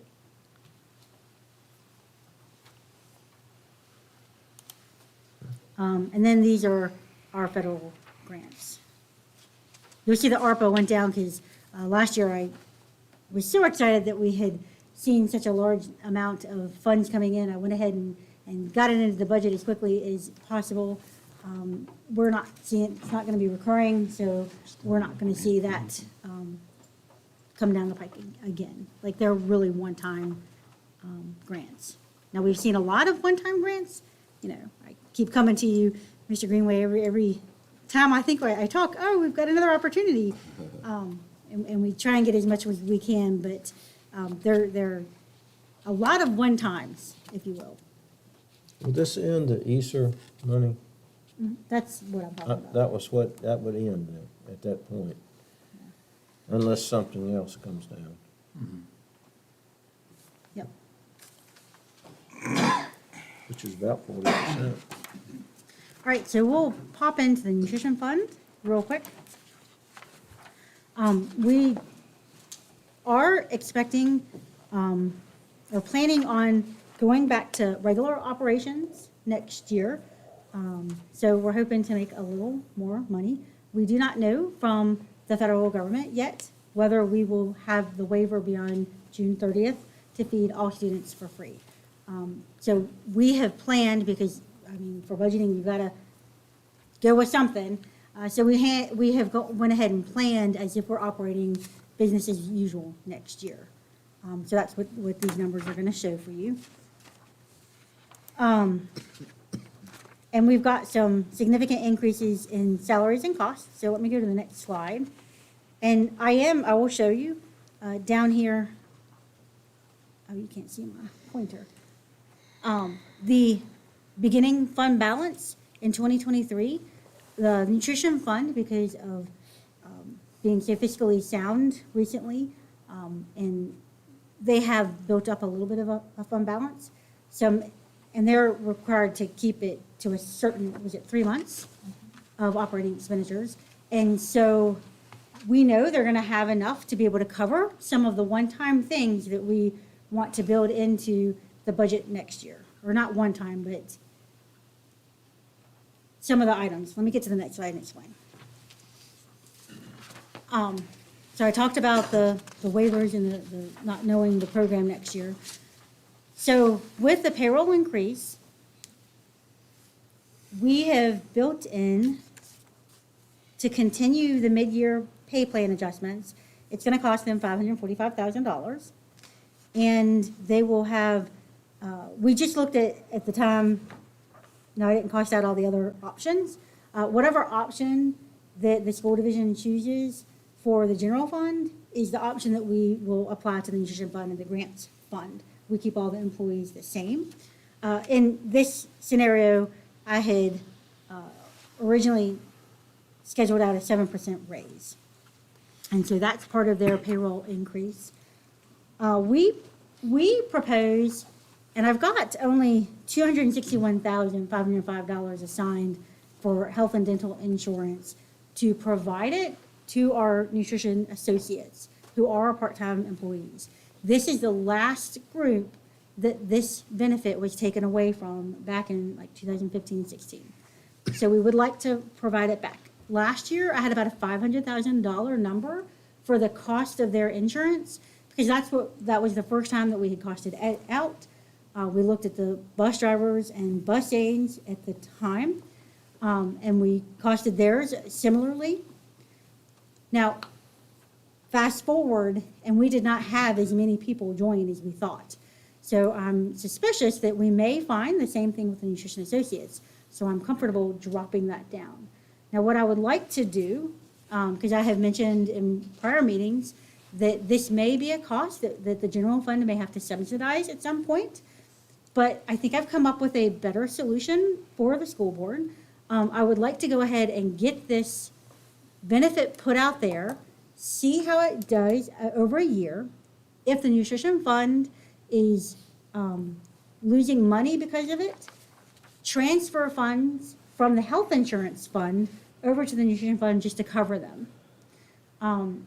And that would be kind of our 1-year plan of getting in and getting our feet wet and seeing how this is going to play out. But this is the worst-case scenario, 261. I mean, that's everybody, and you don't know how many would take advantage. That right? was just a big estimate. Yeah. I mean, I actually, the 500,000 was how much I estimated Yeah, last year. yeah. And I brought it down significantly because I just don't think they're all going to take it. I don't think it's going to be as many. And on the question on the incentive for this, have you been, when you go and you hire nutrition associates and you say, this is what we offer, but, you know, we could offer you this insurance. I do have sometimes, they do ask if there is any insurance benefits with it. Mhm. And I just have to explain to them how we operate and tell them, I keep reinforcing the positives with it. I tell them that we just really are not considered full-time, so the benefits are not there for that. But not to say that the insurance is not available, but that it is at a higher cost for a part-time associate than it is for a full-time employee. So, and I always tell them that they can definitely check with Human Resources to see if there's anything that they can work out. So what is, I don't know if I really can ask this or not. What, I've asked it this way. How many do you think would, I mean, just a ballpark, because you know your staff, I can't say, you know, this versus this, but how many do you think would take advantage of that? Probably percentage-wise, maybe 25%. We've had such a turnover that the ones that we had back when they had the benefits, we had a lot of turnover. They're no longer with us. So some of the newer folks that have come on since we've hired them have went through the health market, Yep. venue. So, it's kind of it's a real touch and go. You really don't know. You're just kind of guessing in the wind about what they will take. Well, I've actually asked some of the, as I walk through the schools and I see some of them walking around, I said, hey, what's the biggest factor? Is it benefits? Is it pay? And most of the answers I've gotten is pay. Would you agree with that assessment, that pay is the biggest determination? Yes, I think pay is a huge contribution to it because, as you very well know, as you've seen through the scales through what we've done, our pay has been very, very low. Right. And making that mid-year adjustment has helped some, but we are still not seeing the increases that we really need to have to fill all of our positions. So I do believe that money It's probably more important than offering the insurance. But there are gonna be some people that are really gonna want it. You've got to realize that we have such an age difference in our staff. You said it, I didn't. Shirley, is what you're thinking. Buddy? Oh, yeah, Shirley, she's a mess. Rhonda, But what I'm saying is, you know. can you come up and talk into the microphone? Oh, please? I'm sorry. I'm glad you wanted to. That's okay. You want that? Just work on it. There you go. Yes, thank you. Thank you. I And that way apologize. Jamie can. Jamie Estrada is my colleague that works in our office, and she is basically, she does a lot of the budgetary things with us, so it's a huge benefit to have her here to be able to work numbers and everything out, so. But like I was saying, there is a big difference in ages between our staff versus a lot of the other staff in our, I'd say we might be comparable to bus drivers because they've retired from another job and came on. Some of our staff have retired from other jobs and come on because they just want to be out of the house. Then we have the group that are parents that want to come to work and be at work while their kids are at school. So that's the other group that we have. Now, if they're a single parent, then they're the ones that do ask about insurance sometimes. But they also want a nice wage so they can, they can make a living. I hope I'm answering your questions correctly that you were asking for. Mr. Ray, did I catch you? Okay. All right. Okay. Susan, is there a way to offer an option? There's always a way to figure something out. Okay. You could just let me know what kind of option you would, because we've looked at different things. They can currently get on our part-time rates, but they're just typically so expensive, it takes up most of their paycheck. Are you thinking like a situation, because this is things we've talked about before, and I can't remember what we concluded in terms of what you can and can't do, but for example, maybe if you don't take the insurance, you get a higher wage Yeah, so versus almost not. like a contracted employee, like a per diem type employee versus, we had our bus drivers who we were just paying hourly versus, then we decided to give them benefits. So I was just wondering, is there an ability to do both? Yeah. To give people the choice? Or is Yeah. that not how it Well, generally? I can't remember what we were advised in terms of what we can and can't do, like legally. But we'll circle back around and Okay. get that I've question asked that answered. question, too. Yeah, I know it's come up Say, before. Weigh it against my hourly money versus what Well, it they're- would cost me for insurance or Their whatever. personal situation, Yeah. so maybe Right. they're They might be married and have good covered, or they might benefits be on and, a Medicare. right, right. So it's a lot of factors that, would So- that present a problem though, with somebody making $12, maybe 15? I would say that would probably be a little bit of a problem. Well, but if they're getting benefits for. Yeah. so- Yeah. so- Right, that's what you Yeah. asked. Right, I yeah, just, that's- Say, well, yeah. I'm getting benefits instead of, Yeah. I don't know, we don't want to create a. That If might we be- do that Yeah, for might- nutrition that gives people, are them we the gonna do But you that still for have the teachers? Are we opportunity, gonna right? do that for, because rather you pay start doing more it for one than group, make and then more? you've got some teachers who may be on their husband's plan or on their wife's plan. That's true. And you start doing it for one, and that's a can of worms I'm not sure you wanna open. Right. I have That's heard for of some more companies doing discussion. that, but you're exactly right, and I was gonna mention that, Mr. Linden. If we wanted to go this route, we would have to look at all of the costs and whether we would have to opt for it to all employees. And thus, if we only have 70% of our employees on our health insurance, to then the other 30%, that's automatically going to be their benefit is that dollar amount, that stipend in lieu of health insurance. Right. But that's always something we can certainly look into and cost I out. think it's a trade-off. I hear you, David, but, I'd rather have the benefits. right. It's an option. It's staff versus, it's teachers versus non-staff positions. And that's how you could categorize it. I hear you, though. Yeah, I don't know, yeah, that's true. It's teacher versus We non-teacher. started making the differences. Anyway, food Mr. for Bradshaw, thought. you look like your head is spinning over there. What are you saying under your breath? Come on up. Only thing I'm gonna say is, it would be difficult to do that. Everything's possible. But if you you could switch back and forth technically every other year. So you might get a raise this year, and let's say you go to $17 an hour because you're not taking benefits. And then next year you say, you know, my husband picked them up, or I don't need them, or some other, now I'm going to go back to 14 an hour. Well, that's sale, getting them to go back to 14 an hour. They forgot that we actually gave them up to the 17. We had that happen with our bus drivers when the plan switched. And so we basically gave them all raises per hour, if you will, not to have benefits. And then when the new comp study and everything came on, that got all calculated in. I'm not saying we still need to keep paying our bus drivers more, but we never went back. So once you give them that extra difference, it's really, really hard to go back. So I think to that explanation, we would not want to look at this as an increase in their pay. We would want to look at it as a one-time stipend that would be taxed at the higher And that rate. certainly could be a possibility. I mean, anything's a possibility. It really is. And luckily with our plan and the people I've got, we can make it work. You just need to look at all those parameters, like you were saying. And if you offer it to one group, how far does that stretch? So. I guess the crystal ball didn't say if you moved it up to 15 or something, that how much that would affect it.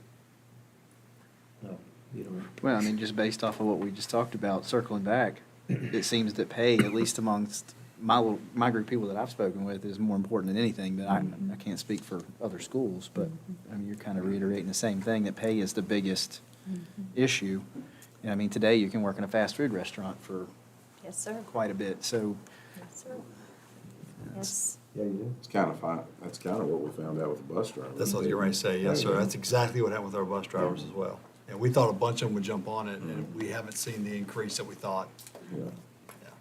So yeah, Good. the Do you 5% think- scale shift would Yeah. be very beneficial for them. 5%? Because that'll get that bottom wage above 15. Yeah. Okay. Be simpler for you too. Yes, sir. Thank goodness you came up here. I'm so glad we did this at the first. Thank you for everything, appreciate it. Yeah, appreciate it. Well, we're always brain dead by the time we get to the budget. I mean, I'm glad we're doing this now. When I still have more to go. So then the next thing that we would like to do in the nutrition fund, in order to help attract some of these people, is really put in place a similar plan like what we did with the bus drivers, is have a $500 recruitment bonus that would be paid out at the beginning of next year for whoever we hired. And then come the end of the semester, anyone who's still there could get a $500 retention bonus. And then at the end of the second semester, again, another $500 retention bonus. I don't know if this would be something we would do ongoing. We'd have to see how it would work out and where our numbers are. At last check, we are short 45 nutrition associates again. And so that's still, we were really hoping that when we shifted that scale, this number would really come down, but we're just not seeing that yet. And so this might be a way to get them in. So that's going to be 248,671, and that's why I would feel comfortable, because that could be like a one-time, if we only do it for 1 year, that could come out of the year-end reserves from the nutrition fund without being an ongoing cost, if that were the choice. Was that 425 or 45 that you just said? Short. 45. Almost 50. I'm hoping that with some of the COVID That's- restrictions going away and Omicron and people needing to work more than before, that some of those numbers come down. It's 2 per school, basically. Yeah, it's a lot. It's all right. Because if you remember, that's one of the reasons we wanted to get them included in that mid-year pay scale change. Not scale change, but step change to try and get them incentivized to attract more people. I mean, it just hasn't done we're still not competing with the Chick-fil-A's and the Bojangles. They're still paying more than us. And so it's hard when, unlike some other positions that are really school-related, you know, if you're a nutrition worker, right now, the world is your oyster. Do we have any in the stream that have made applications that you're reviewing? That was very clever. I did not mean that. They are? We have not brought them into interview yet. We do have a couple subs out there that's waiting. You don't have a large number. No, sir, we do not.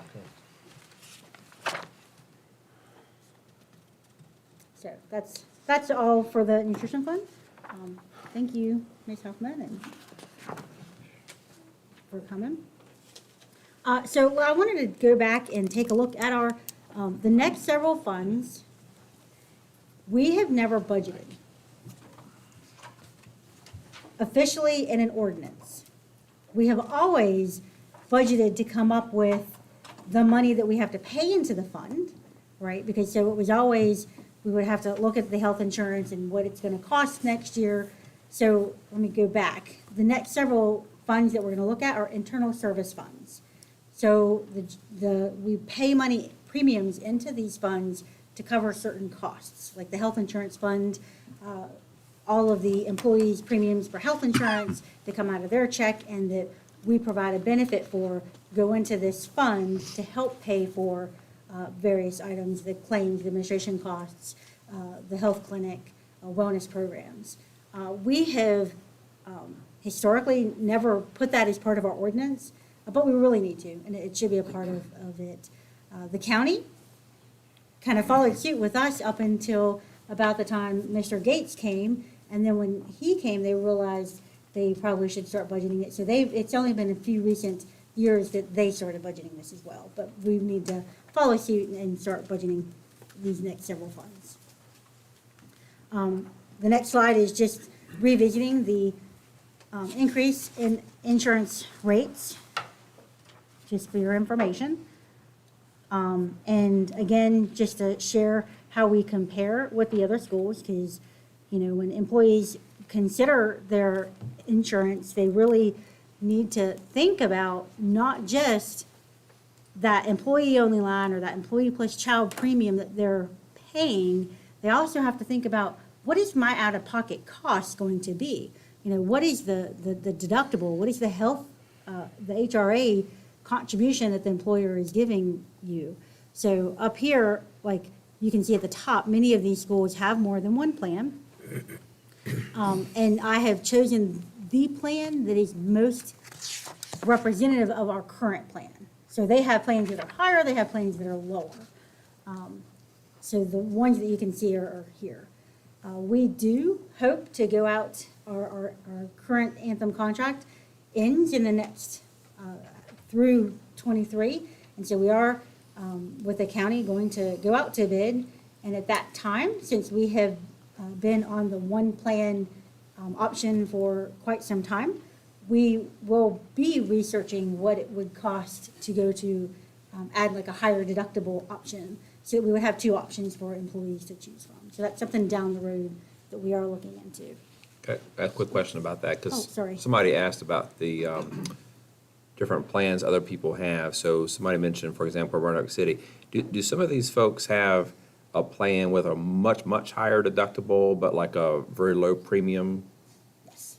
A lot of times what you're gonna see, and I don't want to put the cart before the horse, but a lot of times what you'll see, they'll have a high deductible. There'll be like a $6,000 deductible, which is really high, and that'll be free to the employee. And so we could always consider something like that with our higher deductible, because the incentive is when you have a high deductible plan, employees get on that and they make more purposeful decisions with where they go. For example, if I accidentally slice the tip of my finger, and I'm freaking out because I'm trying to be a nutrition person and copy some YouTube show that I saw and learn that I can't do that. Well, I may immediately, if I'm on a lower deductible plan, I may just go straight out to the ER and say, oh my God, fix it. And then they put a Band-Aid on it and send me home. Yeah, that happened. I didn't go to the ER though. But if I have more stake in my out-of-pocket costs, I may look at that and go, oh my gosh, I don't know what to do, and go to the urgent care. The urgent care is going to be significantly cheaper for the employee and cheaper for the employer. And so the point of offering the free, and many of the school divisions do that, is to get employees to choose that higher deductible where they're choosing better. Or sometimes younger people who don't think about actually getting hurt or whatever might think that higher deductible is great because they're paying less for insurance. So it could be like a age thing too, or family situation. Yep, exactly. Well, when we look at these, and I don't, the city, I see the deductibles 2 and 4 instead of 1 and 2. Does it make that much difference in the cost there with $25 copay for office visit versus 100% for us? Co-insurance is 20%. That little bit of increase in deductible saves them that much money from, I'm just looking at a family of $10,500 versus $2,400. Well, they have multiple plans, and so they probably have a good mixture of people on each plan. But I'm assuming you picked this one because it matches Yeah, closely. it matches ours. That's a big difference. That's $8,000. Yeah, I'm not an insurance person, but I think I'm what not either. I think what Susan is suggesting is if they have multiple plans, it may be that somehow the cost of those things gets spread out in a different way than if you just have a couple plans. I don't know, but. Yeah, because I mean, I've done that in a prior life. And so, you offer 2 or 3 plans that you try to gravitate the employees to, I get. But for that to be fairly similar, that's a big difference. I don't know what they're doing or what their plans are. That's $8,000. That's real money to an employee.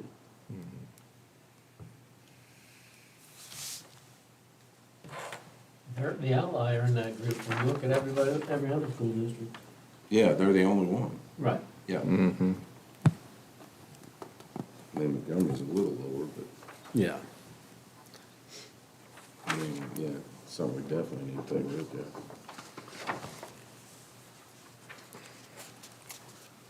look at. Are they self-insured like we are, all the other schools? I do not know which ones are self-insured. Okay.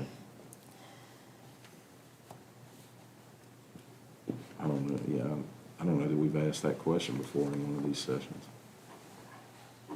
I can't remember. I think Salem is. Yeah, Salem might be. That would make sense. But I don't know. Okay, And that would also affect the premiums, Mhm. whether you were self-insured or not. Sure. Any other questions on that one? So I did want to go through, in the past, and some of the older board members, and I don't mean that older, I just mean longer serving. That's what I heard you say. Mike's not offended. Sorry, longer serving board members may remember that I do like to periodically bring a big, long spreadsheet that has, listed out all this information. And I thought I'd just summarize it for you. There is a real impact on the employee over their lifetime for subsidizing their insurance in lieu of giving them a raise. And so I went through this scenario and scheduled out, based on if we started, and a person who started on step 1 in 2023 and chose insurance only, they were on the hybrid plan and they retired at 60 years with 30 years of service. I didn't get into anything fancy. And then they lived another 25 years, right? So then I costed out their compensation that year 1 is $44,395. Their health premium is $772 for employee only, and their out-of-pocket costs is $43,627. So VRS looks at that compensation number over your lifetime, right? So, and if you're in plan 1 or 2, they look at the last 3 years that you've worked. If you're in the hybrid plan, they look in the last 5 years that you worked to calculate your average VRS benefit. So I ran this with 2 different scenarios, and I tried to keep it like as tight as possible. So if we were in a budget year where, say, we gave them a 2.5% wage increase, 1 step plus a 1% scale shift, and we did that every single year without fail, and we increased their health insurance premium, so that smaller $772, by only 3% every year. So that was one scenario that I ran through.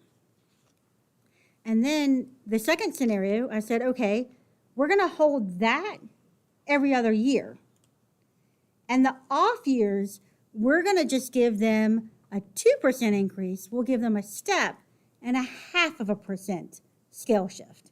So we're only talking a 0.5% of a change in their earnings over their lifetime. Let me zoom in here a little bit.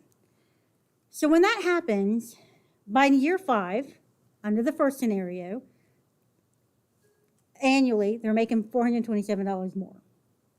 By year 10, they're making $935, and this is on an annual basis. By year 30, they're making $8,725 more a year.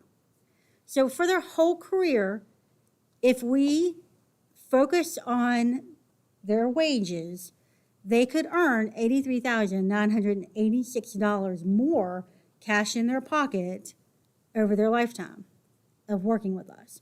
Well, then when you take their last 5 years of service and you run it through the VRS tool, and you come up with what their annual benefit will be, then it's going to be our month. The difference is $2,200 annually. And then if you do that for 25 years, they're going to earn $55,000 more money in retirement. So when you add all that together, over their entire lifetime, just by the school division not harming their wages by 0.5%, they will earn $138,986 more over their lifetime.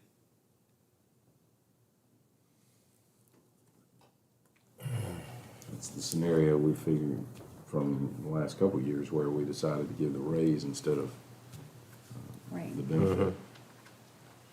So it's because of that where if we can just do a little bit, and we don't like to get into large health insurance premium changes. In fact, when we worked with a consultant, they were estimating our percent should be up to 6.9%. And we're just, I'm not there, right? Because our claims costs are going to go up so much. So we're really sticking with a lower premium increase. So to get into the next thing, vision insurance. This is not really a cost out, but I didn't have this for you the last time we met. You can see what is in our Unicare plan. This is a purely voluntary plan for our employees, so it's no cash out of our pocket. This is just, and these are the rates for the following year. So the vision goes into the health insurance fund. So in the health insurance fund, this is the first year. Quick little comment on the columns. We do not budget for it. And so, but we have actually recorded this in our ACFR every year, the Annual Comprehensive Financial Report. So the numbers and the actuals for 19, 20, and 21 are the audited numbers. The 2022 estimate, that is the number that we used to come up with how much money everybody else was going to pay into this fund, right? And then 2023 is the actual budget that I would propose the school board adopt. Did this change? We've never had it before. You didn't have this? We've never had the health insurance fund budgeted. Is that what you're asking? No. I'm sorry. The deductibles and the amounts of what we've done, as far as what we've offered that would pay for so much for the glasses, so much for. The plan has not changed, no. It hadn't changed. Okay.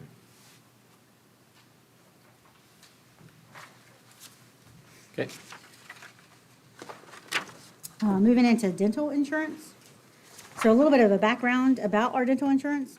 We are in a consortium with Roanoke County and Roanoke City to get the best premiums that we can from, we use Delta Dental right now. Our contract is actually due to expire at the end of this calendar year. This is the only vendor that we have in a calendar year. So we do have an RFP in process now. The city is, since we're in the consortium together, the city is running that RFP, and we will all work as a unit to interview and come up with the best rates, kind of like what we've always done. To come up with the actual rates, unlike with the health insurance, we are not self-insured with this. The premiums are the amount set by the vendor, and the county will take that since it is on a calendar year. They will come up with a blended version of the current year and the next year rates to, and I guess for starting January before, they must have taken a guess of what the increase would be, but they would come up with that for us. And then these are the insurance rates. And then our plan and our benefits. None of this has changed either. And then same thing with this fund, but it's much fewer lines. We just have your benefits, withholdings, and the vendor premium. Moving into the risk management fund. So for this one, I just have our financials and the budget report. The risk management fund is our workers' compensation fund. So this is the money that we set aside to cover any claims that come up. We are self-insured to the $200,000 pool limit. And then after that, our vendors, the administrator, their reinsurance kicks in. We have held steady at just over a $1 million fund balance in this fund. But, you know, a single claim can really make some harm. And I would propose that based on the actuarial report that we got for the audit and what they're expecting our claims to be next year, and some cases that I've seen coming down the pike in the current year that have increased our costs, that we will go ahead and put $66,500 additional transfer, because we already have a transfer going into this fund every year. And in 2022, it's $383.5, and I would like to move that up to $450. So that would just be up to the school board. And then we have the OPEB trust fund. So this fund is very closely related to the health insurance fund. This is one that we set up to really track our trust that we created to set aside the funds to cover employee health insurance when they retire. Currently, employees who retire may stay on our health insurance. They may pay the full premium if they do not do the EWIP. If they do the EWIP, then they get $2,500 towards the premium for the 5 years of the EWIP. So that creates an implicit rate subsidy, and it's all these big costs and actuarial numbers and big numbers in our annual comprehensive financial report. But at the end of the day, this budget looks a little bit different. Right now, we have been contributing the same ARC for many years, and I recommend that we continue to do that for the near future. Now, there are, at some point down the line, but not this year, we will want to take a look at the cost of continuing to fund that amount as opposed to taking a different strategy. Because right now, this fund is only sitting out there building up so that we have money later. So then the remaining timeline that I have, I think Dr. Nicely and I talked, I think we're going to need another work session other than just the one on the 22nd.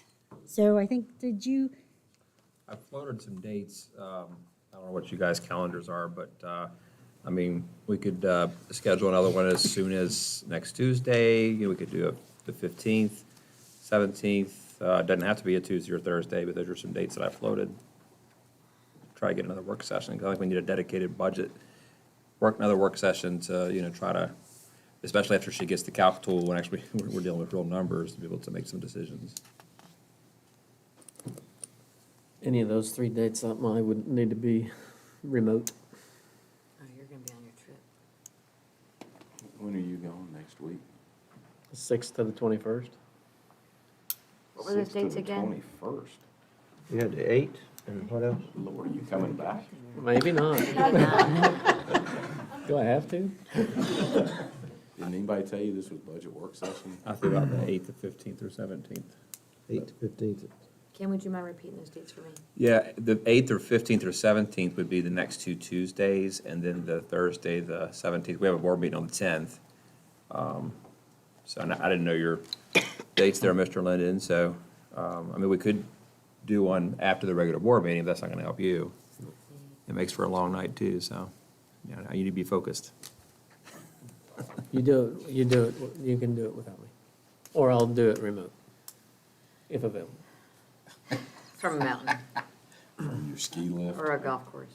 One or the other. The 15th would probably be best. How's the 15th work for everybody else? Are we doing it in the day or what time? I mean, could anybody do it lunch? Around 12-ish? Mm-hmm. Okay. Yeah, that's fine. Do you think you can take a lunch break? Well, you have, Be you have morning a- out you have a there. time change. Yeah, Well, it'd be Your a 3 breakfast. hours. That'll be your 9 o'clock. yeah. Plenty of time for skiing. We can nail that down You wanna by email or interrupt something, your so. month-long vacation. Are we good with that? I'm fine with that. Is the 15th good for staff? Our principals and instructional staff will be out on morning walks all that day, which is fine. There's a couple up here that won't be able to attend. I think that'll be fine. Yeah, I think that's good. Yep. So 12 15th, o'clock on do we say the noon? 15th? Is that what you said, or what is it, what time did you say? Noon is fine.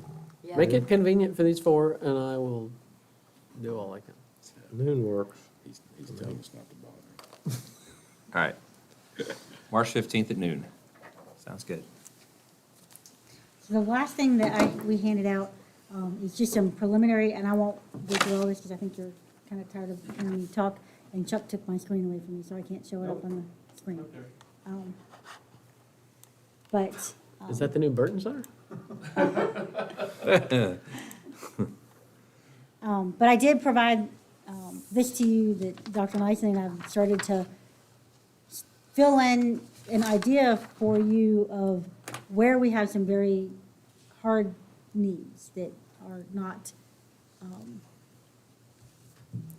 very flexible in the budget. So just, we've got some, what we would consider more kind of fixed expenses up here, and then the compensation are different options. And then we've got some other, maybe choice-driven at the bottom. Did we have that sheet in And here? this is not. They all handed it inclusive. out. They handed it out, Tim. It's separate. Yeah, it's separate, I'm sorry. I thought I'd seen it. Yeah, no, I got it. Also, is he gonna go over this while? Are you gonna do that now? Whenever you like. It kind of flows into the budget discussion, I think. We didn't have it Do you on. want me to pull it up on the screen? Yeah. He was, Mr. Bradshaw was gonna go over the list of current unfilled positions, that you all had asked for, so you have that as a separate handout. I just got my hand up. You all have a copy of it? Okay. Yes, thank you. I was asked to bring this to y'all's attention, just where we were sitting right now with unfilled positions. So we currently have 6 total general education teachers, and I gave you the breakdown, 2 at elementary and 4 at secondary. And then with those positions, we've been, some of those have been fluctuating, some have just recently come, I guess, open, if you will. We've had some resignations recently. Then with our special ed teachers, we have 5 of those. All but 2 of those have been year-long openings. We've not been able to fill those. 2 of those were actually the CARES funded ones. We've been able to cover those in other ways, but, so those are those. We do have a remediation teacher that is open right now for a total of 12 unfilled teaching positions currently right now. How long has that remediation teacher been unfilled for? Yeah, that All one's year? been there all year as well, yes. We are having, that's Penn Forest and Clearbrook, and what they've done is they've have basically somebody they've partnered with, so they've got somebody at Penn Forest 3 days, and somebody at Clearbrook 2 days. So it's still being filled, it's just as an open position right now. So those students are getting the remediation at those two schools. Non-teaching positions, we have 2 assistant principals right now that are open. We have 1 building manager and 2 building operators. We have a full-time bus driving position that came open. That's just come open in the past, I believe, 2 months, month to 2 months. We're up to 15 part-time bus driver openings right now. 9 bus aides. And currently, just so you know, we really are short 1, talking to Kathy, of the need that we have today, because a lot of those bus aides, it's all determined on the need at the time for these students. So how many buses need to be run, those kind of things. So that's there. Delivery driver, we have 1 open. Instructional assistants, we have 9 open. 7 elementary and 2 in secondary, and again, we're covering those right now. So the kids are getting their needed instruction, if you will. It's being covered in different ways. A lot attendant, that one has just come open. A technician, that actually opens this week. That person leaves on Friday, so I know we put it as of today, but I wanted to go ahead and let you know that that one is opening up. A tradesman, we did actually have 2, but we hired an electrician yesterday, so I was able to decrease that number to 1, so that's a positive.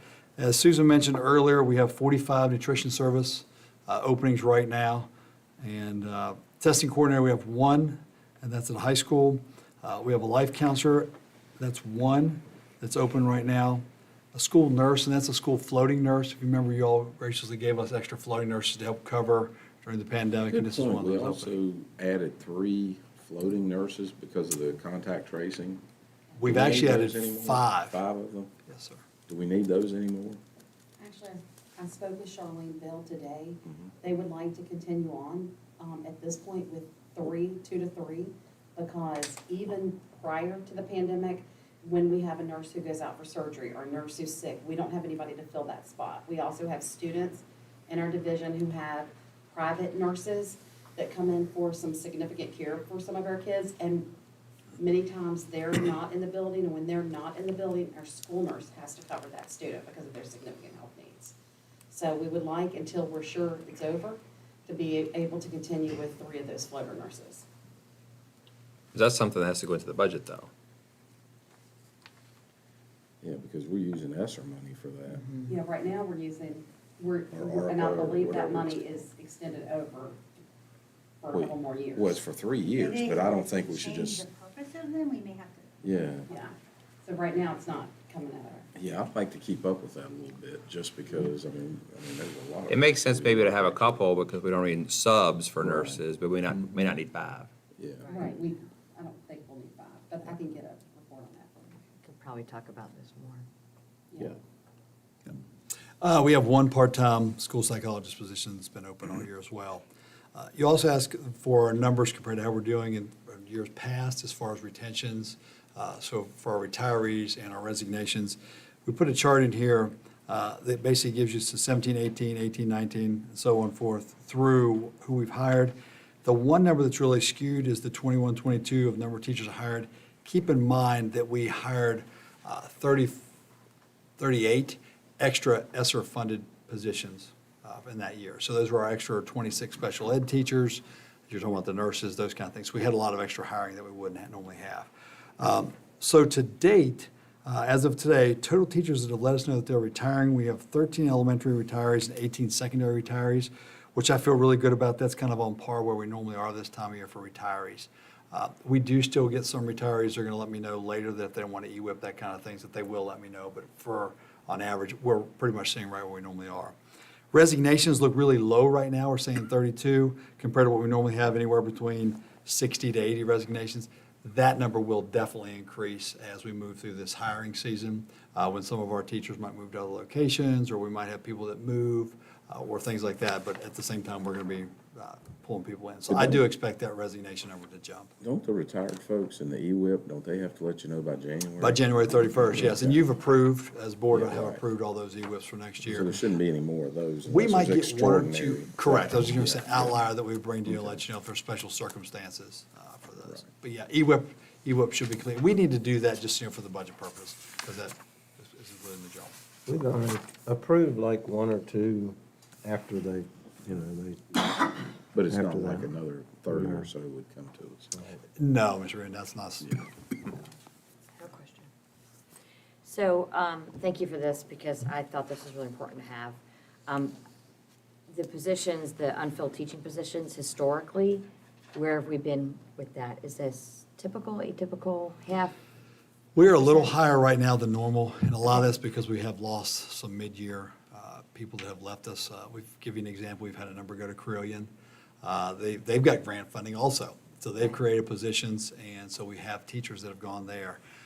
This is definitely a little higher than what we've seen in the past, because we are seeing 20% teachers. higher, 100% higher, 50%? I would say we've probably had maybe four teachers leave us for that circumstance, 4 to 5 teachers, yes. The special ed piece is the difference. We've never had unfilled positions year-round. like we've Correct. had this Like year. for special ed, okay. That is correct. And like I said, 2 of those were the ESSER-funded positions that we were able to fill other ways, but yeah, that's one that's carrying all the way through, correct. And then, of course, it looks like the other outliers, nutrition services, 45. Yeah, and that's something we've actually had a discussion on. We always seem to run short nutrition workers. I made a comment earlier that we've always been down quite a few, but we've never seen this kind of deficit. And so, I know the nutrition ladies have done a great job, ladies workers, whatever, of adapting in the kitchens and those kind of things. But, yeah, that's a number that's concerning at this point. All right, thank you. Anybody else?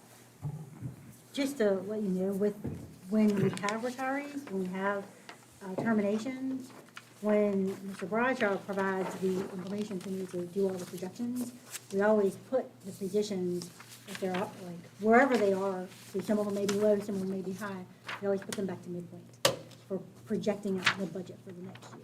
So we do take into consideration when we have turnover. And what'll happen the next time, if it's after, I think Friday, whenever staffing is done, he's gonna provide me another whole list of the positions of any additional ones that have changed. And we'll have a more, we always try and fine tune our budget as much as possible. But one thing we definitely don't wanna do is start the year too tight. Because if we start the year too tight and we find that we have a student with a special need come in and we don't have the funds to provide the required service that by law we have to provide, then we could find ourselves getting into trouble. So we don't budget for having too many positions, but we also don't want to budget too much lapse. When we do budget a lapse, and you'll see in the current year, we are looking at budgeting a $750,000 lapse to try and cover and get us to a good midpoint. We're trying to be as aggressive as possible. I imagine it's like hitting a moving target. at It is, and times. it changes like I said, the sheet changes constantly in our department. And one of the things we've got to be careful with too is we do get people that move in. So we might have a kindergarten class that all of a sudden hits that threshold where we have to hire a new teacher, those kind of things. So we try to be cautious when we're staffing, just to make sure we can cover that if need be. And again, Should we've we learned that as- over years. Excuse me, should we assume, Ms. Peterson, that these compensation numbers that you've given us here, budget-wise, is taking into account 100%? All these positions are filled? Well, I went through the numbers that he gave me. I literally went through the last school board minutes, and anyone who was on there as a retiree, I put them back to the midpoint. So correct, your numbers are true right now, is what she's trying to say, to what we have a week ago. So like I said, every They're as week they're accurate as I can get them changing. for right now. I guess what I'm asking is, if we're looking at a 10% increase for teachers, it's 6.2 million. Does that take into account that all of these 12 positions are also filled? Yes. Yes, sir. Okay. Because we expect them to be. I truly feel that we're going to have those filled. And the same with the other Right, the biggest 80 outlier is the nutrition one. 80 people that, okay. And that's why we build in the payroll lapse reduction. It's not on that list. I don't think No, the but payroll- it's on my list that I'll provide to you when I add to that list that's in your hand, because we've got additional, that's a preliminary, like. what? Just so you know, the payroll lapse basically is if, say you were to leave your position and it takes me a month and a half to hire somebody else, that's payroll lapse. So we budget that in, that we know we're gonna have savings in that as it takes us time. Or if it takes us time, we have IAs that we hold in reserve, if you will, because we don't know what student might need those services. That's lapse if I don't hire them starting on day one. So that's what that's for. Thank you. All right. On to item number 2.03, proposed secondary, 2022 secondary summer school calendar, Mr. Mike Riley. Yes, sir. Well, it is time to start planning for the summer. Mr. Riley, Yes, before sir. you jump in, Dr. Nicely, will you have a list to us before that 15th meeting of what staff recommends for these items? Yeah, I think that we'll be able to have, once we get that budget calc tool, hopefully this evening, and then we'll shore up these expenditure. Did you get it? I just checked, it's not out. Okay. Well, anyway, I'm sure it's on its way. Yeah, I think that's fair. By the I'd like 15th, I to think know that what we can staff really come in recommendations. with, our recommended starting point, and then we can, discuss and negotiate. But I think that would be a good goal. Okay. Absolutely. All right, thank you. Sorry, Mr. Riley. Oh, no, not at all. This time of year, we always bring forward a proposed schedule for our summer school at the secondary level. We'll start, I think Chuck's got the high school up here. We plan on being at Northside again this summer. Right now, we'd like to run it from June 2nd to June 29th. Several years ago, we moved it to where we started a little earlier, so we finished before the 4th of July weekend. That really helps with student attendance and recruiting staff, because they want to get it over before then. We've got 2 sessions that are offered in that face-to-face, one in the morning, one in the afternoon. That allows students to retake or recover credit in 2 classes that they may not have done well in it this past year. You've got all the dates and times. I'm not going to read it all to you. We are looking to be able to fund that through ESSER funding, so students would not have to pay for that again this summer, which will be nice. We're hoping to provide, again, transportation, which was a game changer for a lot of students last year. And I do think, I know I heard Ms. Huffman say, I think the nutrition waiver runs through the 30th of June, which means we would be able to offer meals again, I would assume, during that time. So we also, on the far side, have our RCPS Online. Those are new courses that students would take that we offer during the summer. So students are currently registering for those now up through the 25th.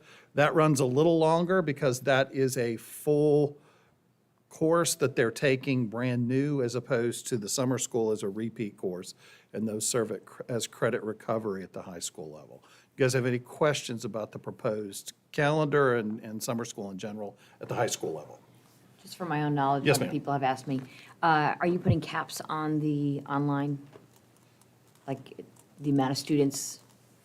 You talking about the RCPS Online, the academy? Yeah, Not to my academy. knowledge right Okay. now. It obviously depends on staffing and the ability to find staff Yeah, to that's why I'm teach in the asking. summer. But as we build that up, we have not had an issue with that in the past. Okay. Any other questions about the high school program? And then Chuck, if you want to pull up the middle school program, is different. It runs a total of 3 weeks. That is at each homeschool. That'll start on June 13th and run through June 30th for a total of 12 student days, 14 teacher days. That is a 4-hour program that runs from 8 to 12, where students will work on primarily math and English with some science and social studies worked in. The prep days are before that. We do get some state reimbursement for that and ESSER funding for that, and those would be students that were identified by the base school as benefiting or needing summer instruction. 2 years ago, when we did this, we were able to get everybody in that one session. Last summer, with the need, we actually had 2 schools who had a second session in July. So we've got tentative dates there if schools need that. We want to make sure we've got that on the calendar, so that's what we would propose at the middle school level. Any questions about that? Is there a reason you do it at their own school versus? Right, it's easier for the students to get there, Yeah. and teachers prefer that. We've got a much smaller class size. It's not credit recovery, it's true remediation is what we're working on there. So we try and keep a ratio of about 8 students to 1 teacher, and they're working face-to-face with those kids to work on their skill deficits that were identified. So, At the middle school level, do you see increased numbers coming this summer? in terms of the summer program, it's a little early to tell yet.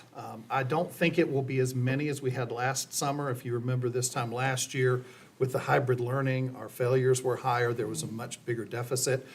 As numbers come in, I don't think we're going to see the need, but it's still going to be there. As we've said before, there's still some of that learning loss that we want to make sure we continue to recover from, and this program will focus on that. Transportation? Transportation will be provided.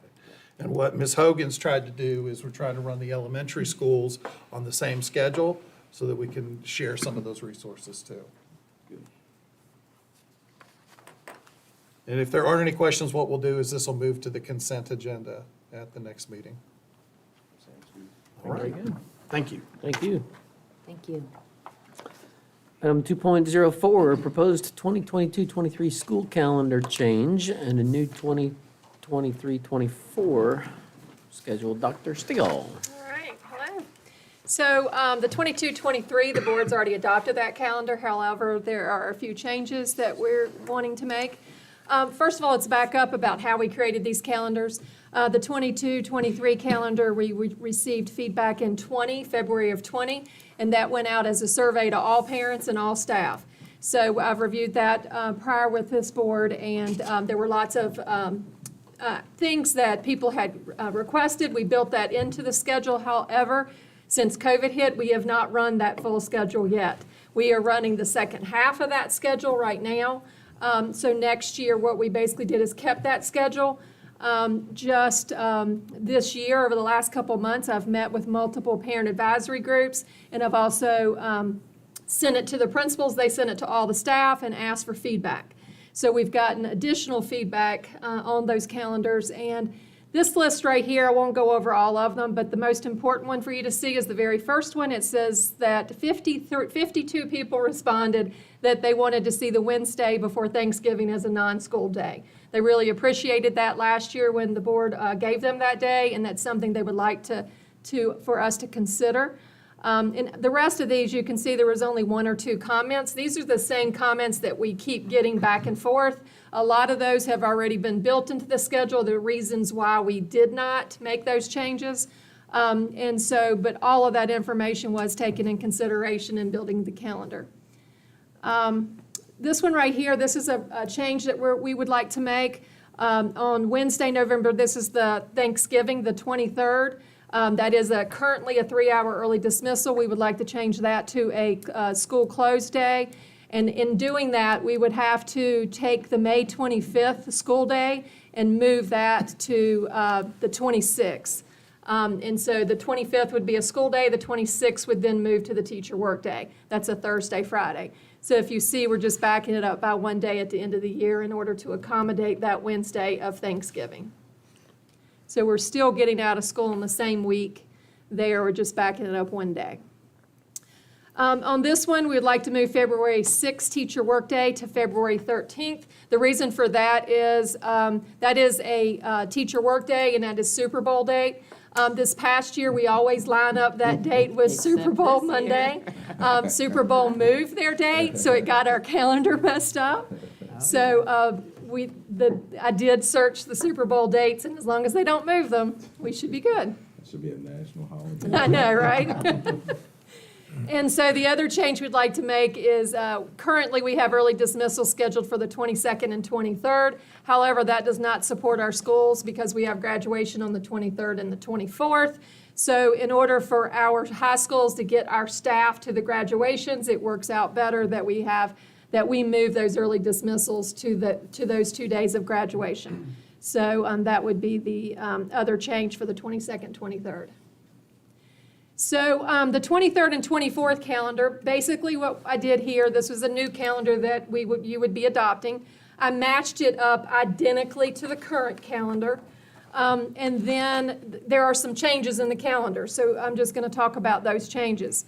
The teachers absolutely love the idea of when we get back from winter break that we start that first day back with a teacher workday. However, this on the 23rd, 24th calendar, that Monday is actually a holiday. It's the first of the year, so we're off on that day. Therefore, the second day will be a teacher workday.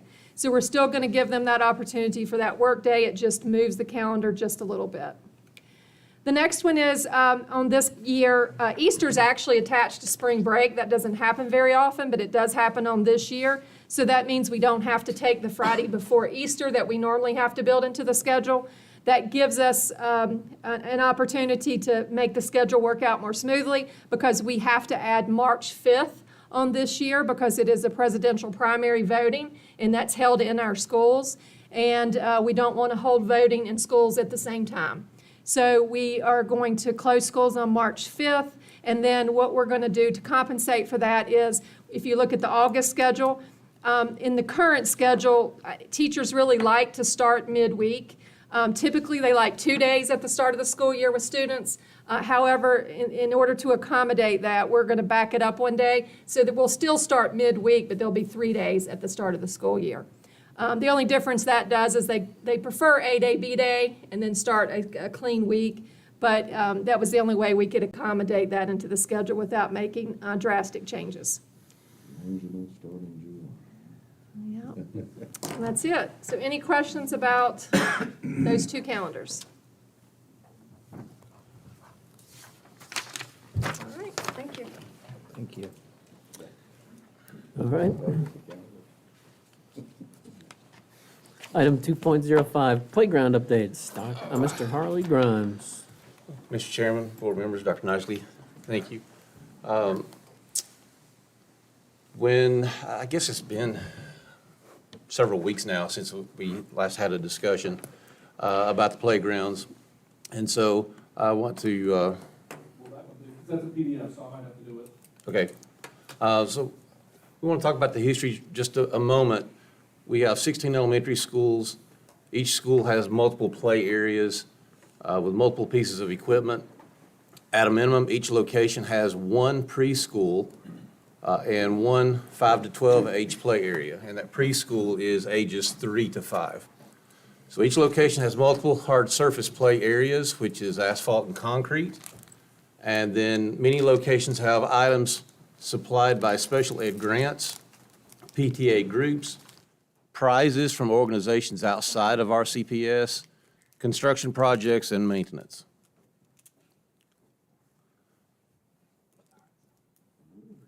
Now, currently, $100,000 is earmarked from CMP to be used for equipment replacement or renewal of playground structures, and that is for each fiscal year.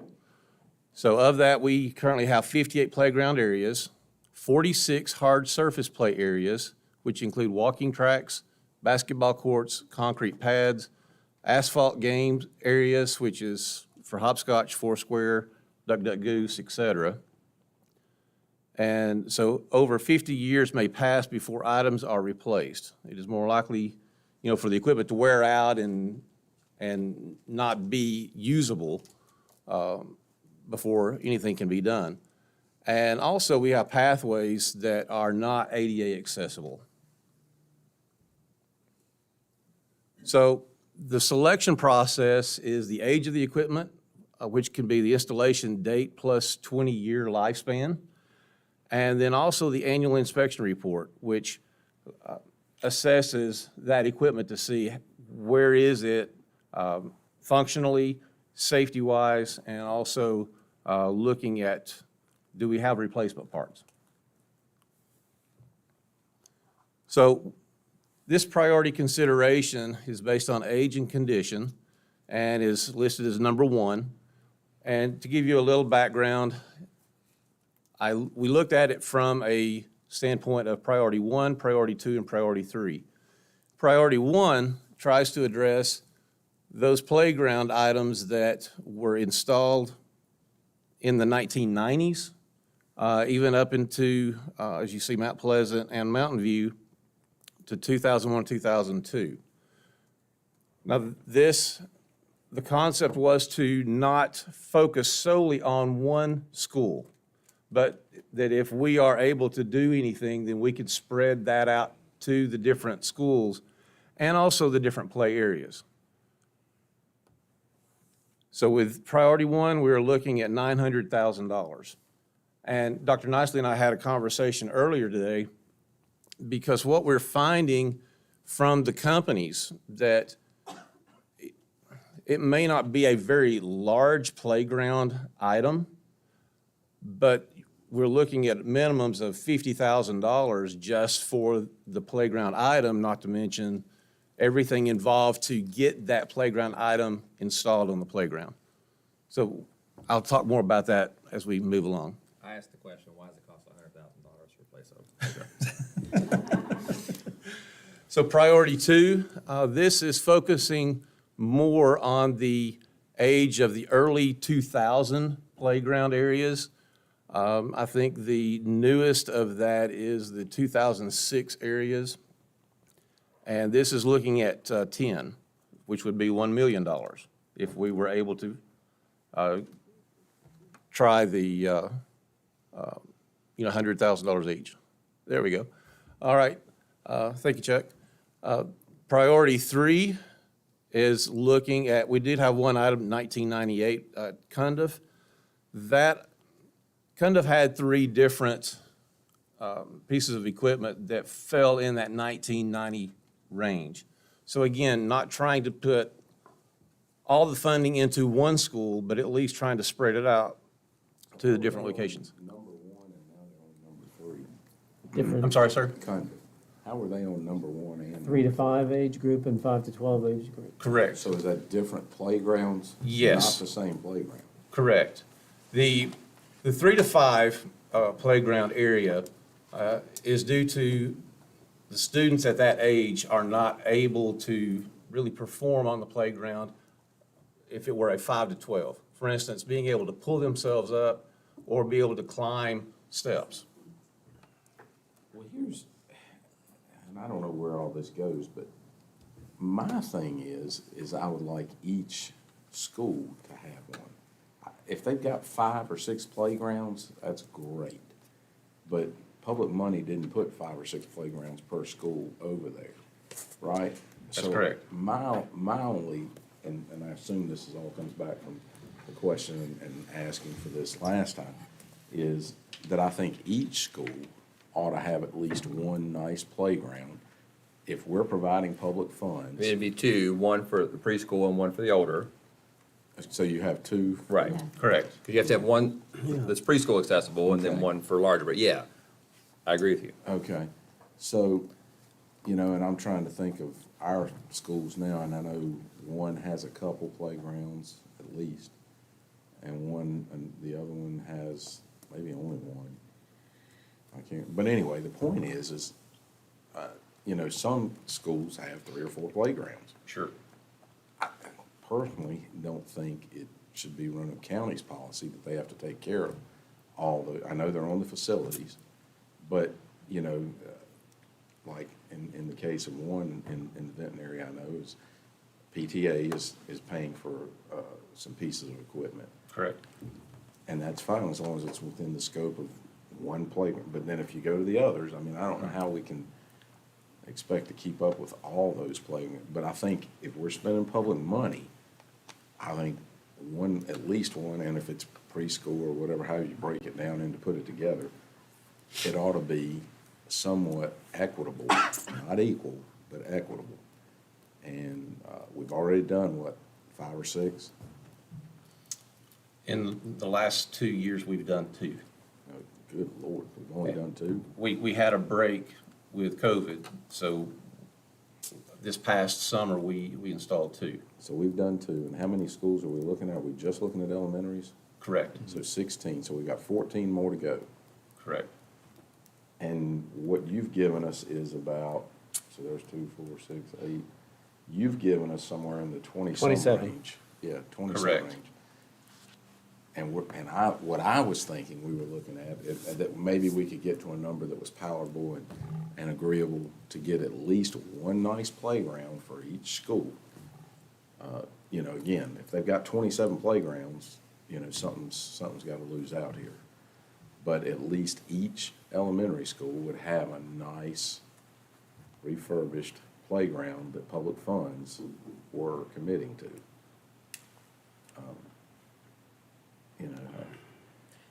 That was my thought. Does it take 100,000 to do a 3 and 5 and a 5 and 12? So essentially, that's 200,000 per school. That's correct.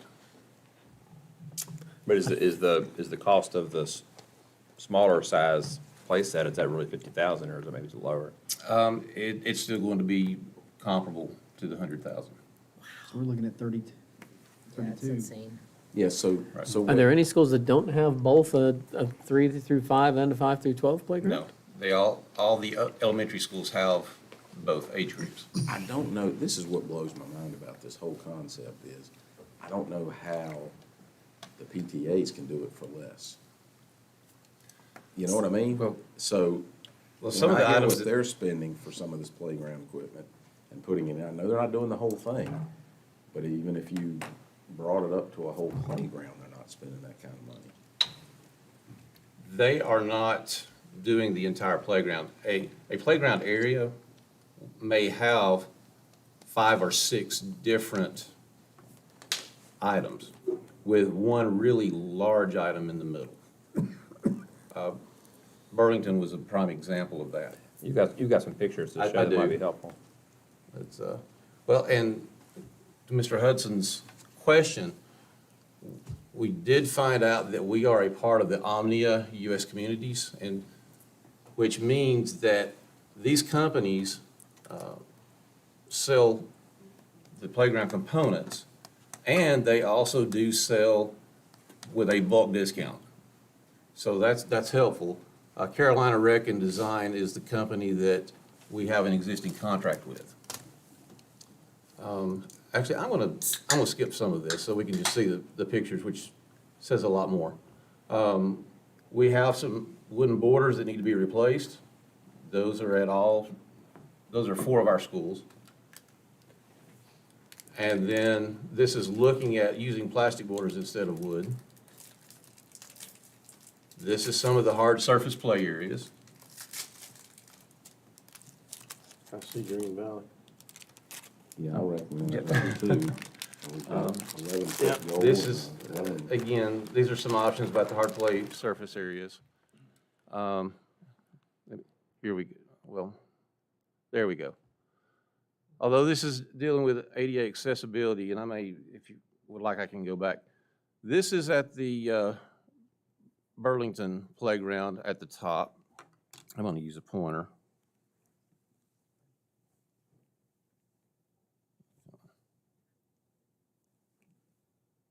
Well, it's not showing up. It's in the ceiling, you're saying. Well, I see it up there well, somewhere. Yeah, it's showing on the ceiling, but it's not showing on the screen. So I'm sorry. But the green, blue, and gray, that was the item that we changed out at Burlington.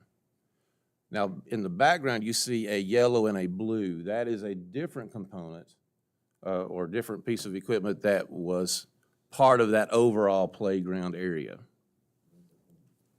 That's at Burlington. The one in the bottom right? Okay. Yes, sir. The one bottom right, that is at Horn, and that is one item that is being taken out for the PTA's plan that will be coming in the next couple of weeks. So some of what the PTA is doing, and I'll use Herman L. Horn as an example, they are putting two play components that are not big components like you see with the green, blue, and gray. That is, you're illustrating my desire to have somewhat equitable Sure. playground. That's Herman L. Horn's playground, bottom right. And that's Correct. whoever, Burlington's, you say? That's at Burlington at the top. That was the play equipment that was installed this past summer. Figures. Absolutely. That's all they have at Herman or Horn? Is it on the Chairmanship bottom has right? it. Oh, no. They have several more, but it's not the new Arms. items. I mean, but this, the Did he difference. trick you into getting It's- that picture in there? Oh, see, yeah, that's all y'all give us. Yeah, all right. I knew that was coming. Now, the photo bottom left is Cheryl, you don't have to fight with this, Helen. is very similar to to several swing sets that we have, one at Mount Pleasant and also at Penn Forest. So I'm going to move ahead. What did that Burlington playground cost? 106,000. But that did not, it only addressed that one play item. Well, It did not address any of the borders. It did not address any, addressing other ADA issues. Because when we use that playground mulch, that if it's a motorized wheelchair or someone who has a walker, they're going to have difficulty traversing through that, although the playground mulch is rated for ADA use. the $100,000 per playground, did that include your hard surface area, redoing any of those? We have not, as of yet, done I'm sorry, I'm thinking of the play area. No, sir, it did not include any of the hard surface. He had a different price list for those, I think. than me. Mr. Logue? So in my future CMP budgets, I have incorporated an asphalt replacement, and that would be parking lots and some of these play areas. Okay. One question. Green Valley, when they did theirs, and I guess it was about 5 years ago, probably, ago. remember? Sure, We gave some them, money for it. we gave them $10,000, and the PTA put in, I would say, Yeah. huh? Was it 65? It was close to that. So that's gone up that much since then. Yes, sir. And also the size of what they put in. We have a play area that will be going into Mountain View for is pre-K, special education, that is using the port and play to that area. And now that's something that they're paying for. It's not coming out of the CMP. So the 5 to 12, what was the ages again, 3 to 5? The 3 to 5, and then 5 to 12. The 5-year age range, there are some children that have developed more with upper body strength to be able to climb than others. But then at the same time, there are some 5-year-olds that do not, or have not developed to that point. I can't even believe we broke it down that much. And that was what, From when you went to school. Yeah, you just got on there and whatever it was is what you played with, yeah. You threw and a that's ball what we out there and see, is played. some of them Foursquare. replace that Force, 5 yeah, to I looked at that 12, too. for example, at Green Valley, but they didn't do the preschool. Correct. And the one at Burlington was a 5 to 12 as Yeah. well.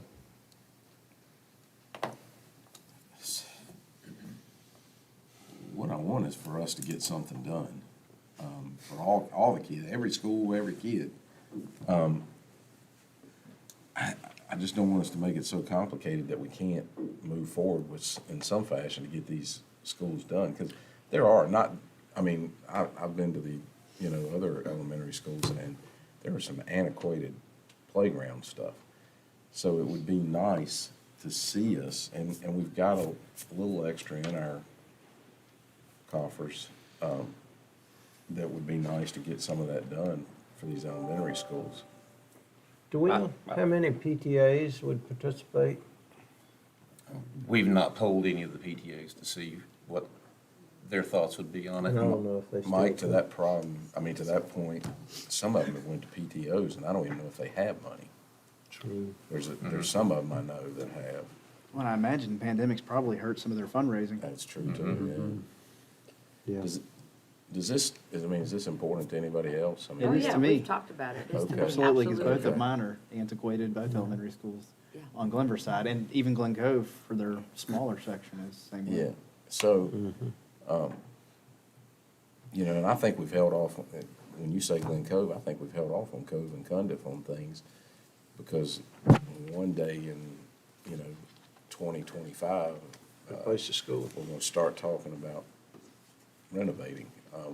And I think, I'm being facetious, but I think we have pushed off some of that stuff in those schools because we were, gonna move forward with the renovations, but I think they need to be included, just like you said.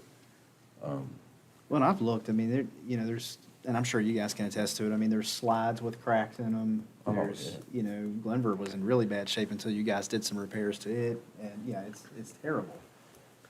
So- Asphalt's terrible. And I should have this in front of me. minor capital, major capital? 2.3 million in minor capital and 1.2 million in major capital. And I don't want to be the, it may not be You're appropriate for me gonna to say be. this, You're gonna be. but I will say, we also have land that may possibly be purchased at some point in time for another facility. So Yeah. you want- No, I get it. Sorry. Could those I agree funds with you. come from, if we go to 17, could they come from that? Typically, you would put only a Facility. $500,000 project that's much larger through the CIP. It wouldn't qualify as major capital. So where does this come from? Yeah, what's your Would be recommendation? Minor. Minor? Tim Greenman? I'm glad you said that, because I was going to think of it. There's a tree I think we could You can put a big sign out there. harvest, right? Greenway Realty. Oh, yeah. Oh, yeah. Oh, that's brilliant. Real star, Yeah. that's who you're talking about. Yeah, uh-huh. It is a real problem, and I mean, to think that up until 2 or 3 years ago, I mean, this was not on anybody's radar. Like, there was I know. no I plan know. to replace any of them, so, and of course, obviously, at the $100,000 per year rate out of the CMP, what's been budgeted, it's a snail's crawl, which It's is like why our last time you schools, said. they'll never get done. Right, so how can we accelerate? I mean, so, So here's the option. well, one thing, and I don't know, and we talked about this earlier, one way to accelerate might be to, if there's like year-end money, you can kind of catch up, that doesn't come until November, and again, can't count on it. But that's one, possibility. Instead If- of putting it into CM, or Well, that's, CIP. and exactly, right? It's all bad choices. So the 3 phases, basically $1 million per phase, give or take. Let me throw an idea of hedging a little bit. If we, how much did you say in minor? 2.3 million. 2.3 million in minor capital.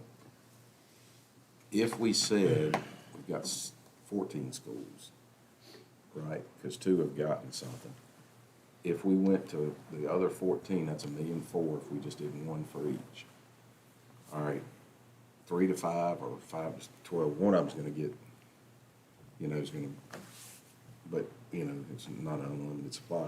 What if we committed 700 of the minor capital, throwing this out as an idea, to go ahead and get these started for 7 of the schools, and at September, October, we have 700,000 out of surplus to go to the other 7 schools. And we could go ahead and start ordering a lot of this now to make it happen. Do you know what a wait period is, since everything's kind of hard to get a hold of right now? Well, we know that it's anywhere from a 6 to 14 week lead time, depending on what you're looking for. So it's gonna take us till the end of the fiscal year 3. to get it now. All right, I can see some trepidation. No, it's not. I mean, gosh, we need to do this, right? But to Ms. Peterson's point, we might want to contemplate this until we see what else is developing here in terms of how we might have to use that money. I mean, and again, it's all about choices. I agree,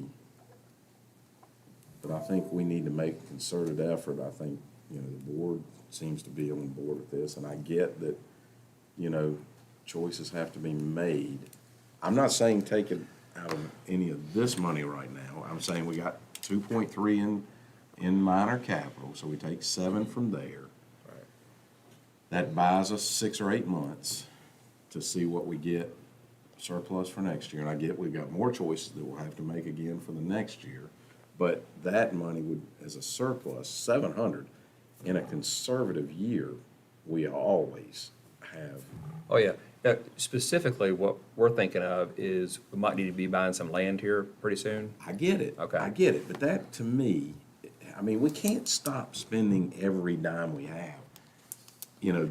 That is a Roanoke County investment, if we go that route. Now, so if we go back to the schools priority list, that one isn't there. If Again, that's why it's so important and so imperative that we talk to them about this, what their idea is, and I know what it's gonna be, but 17, 17, 17, 21, 20, 25, 20, whatever it is, we need to know that, because if that includes BCAT, we're right back at I'll be dead by the time we ever get any of these schools started.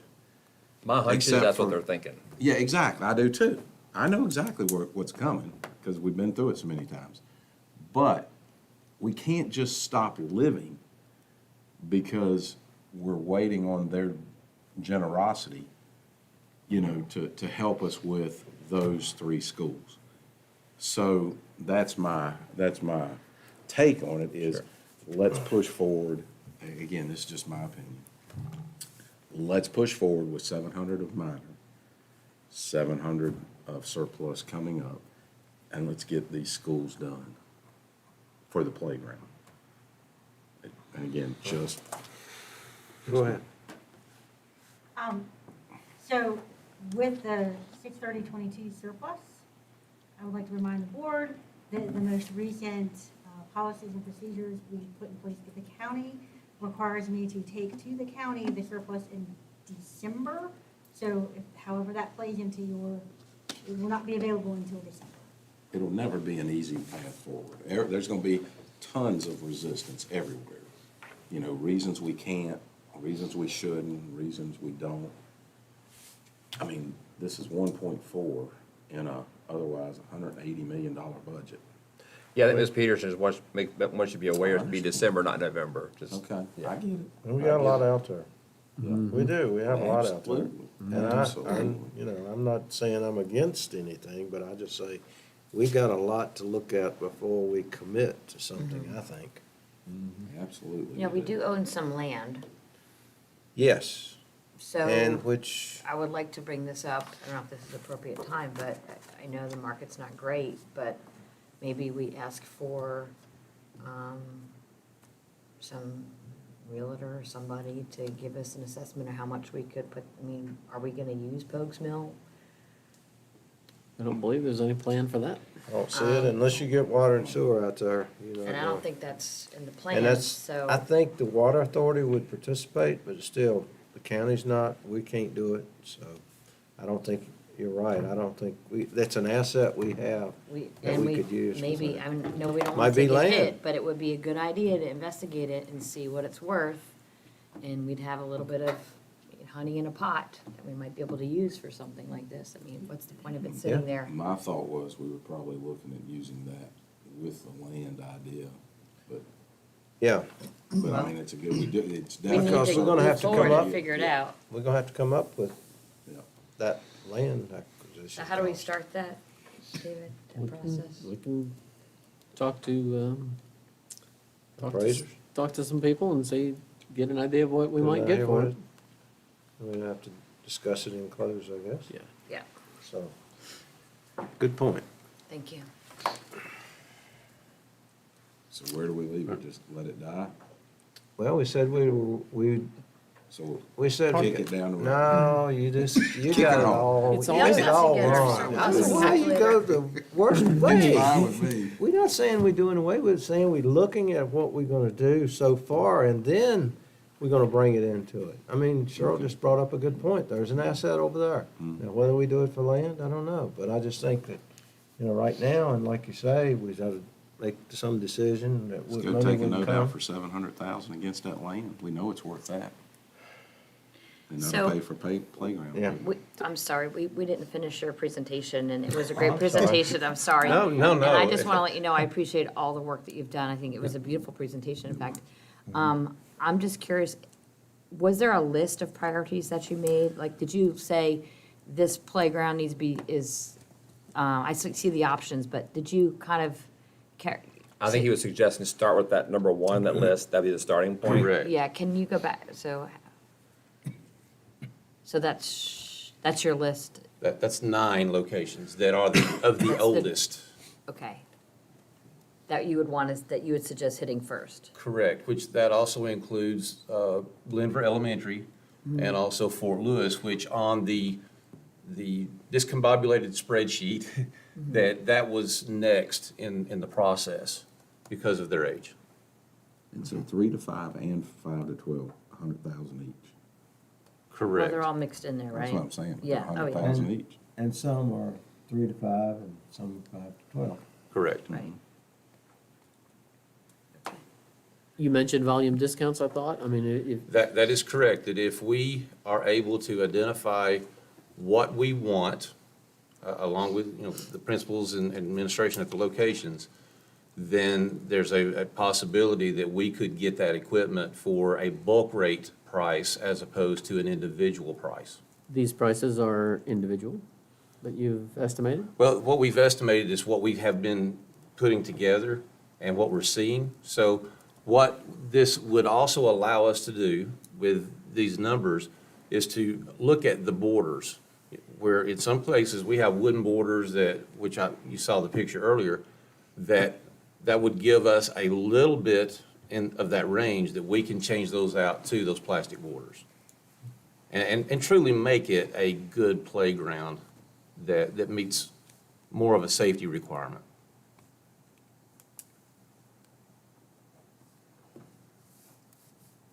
Something to consider. We got a Kick it lot down of the road and decisions. let's move on. I mean, that's what we're doing, just kicking it on. Well, no, the question is, I mean, keep the doing what you're presentation doing. today, if you want it to come back as, you know, a formal information item at the regular meeting or as an action item, I mean, that's, you know, we're here to serve the pleasure of I the don't board. think there's a will of the board to do that. I think we just kick it down the road and you do 1 or 2 a year and we'll be happy.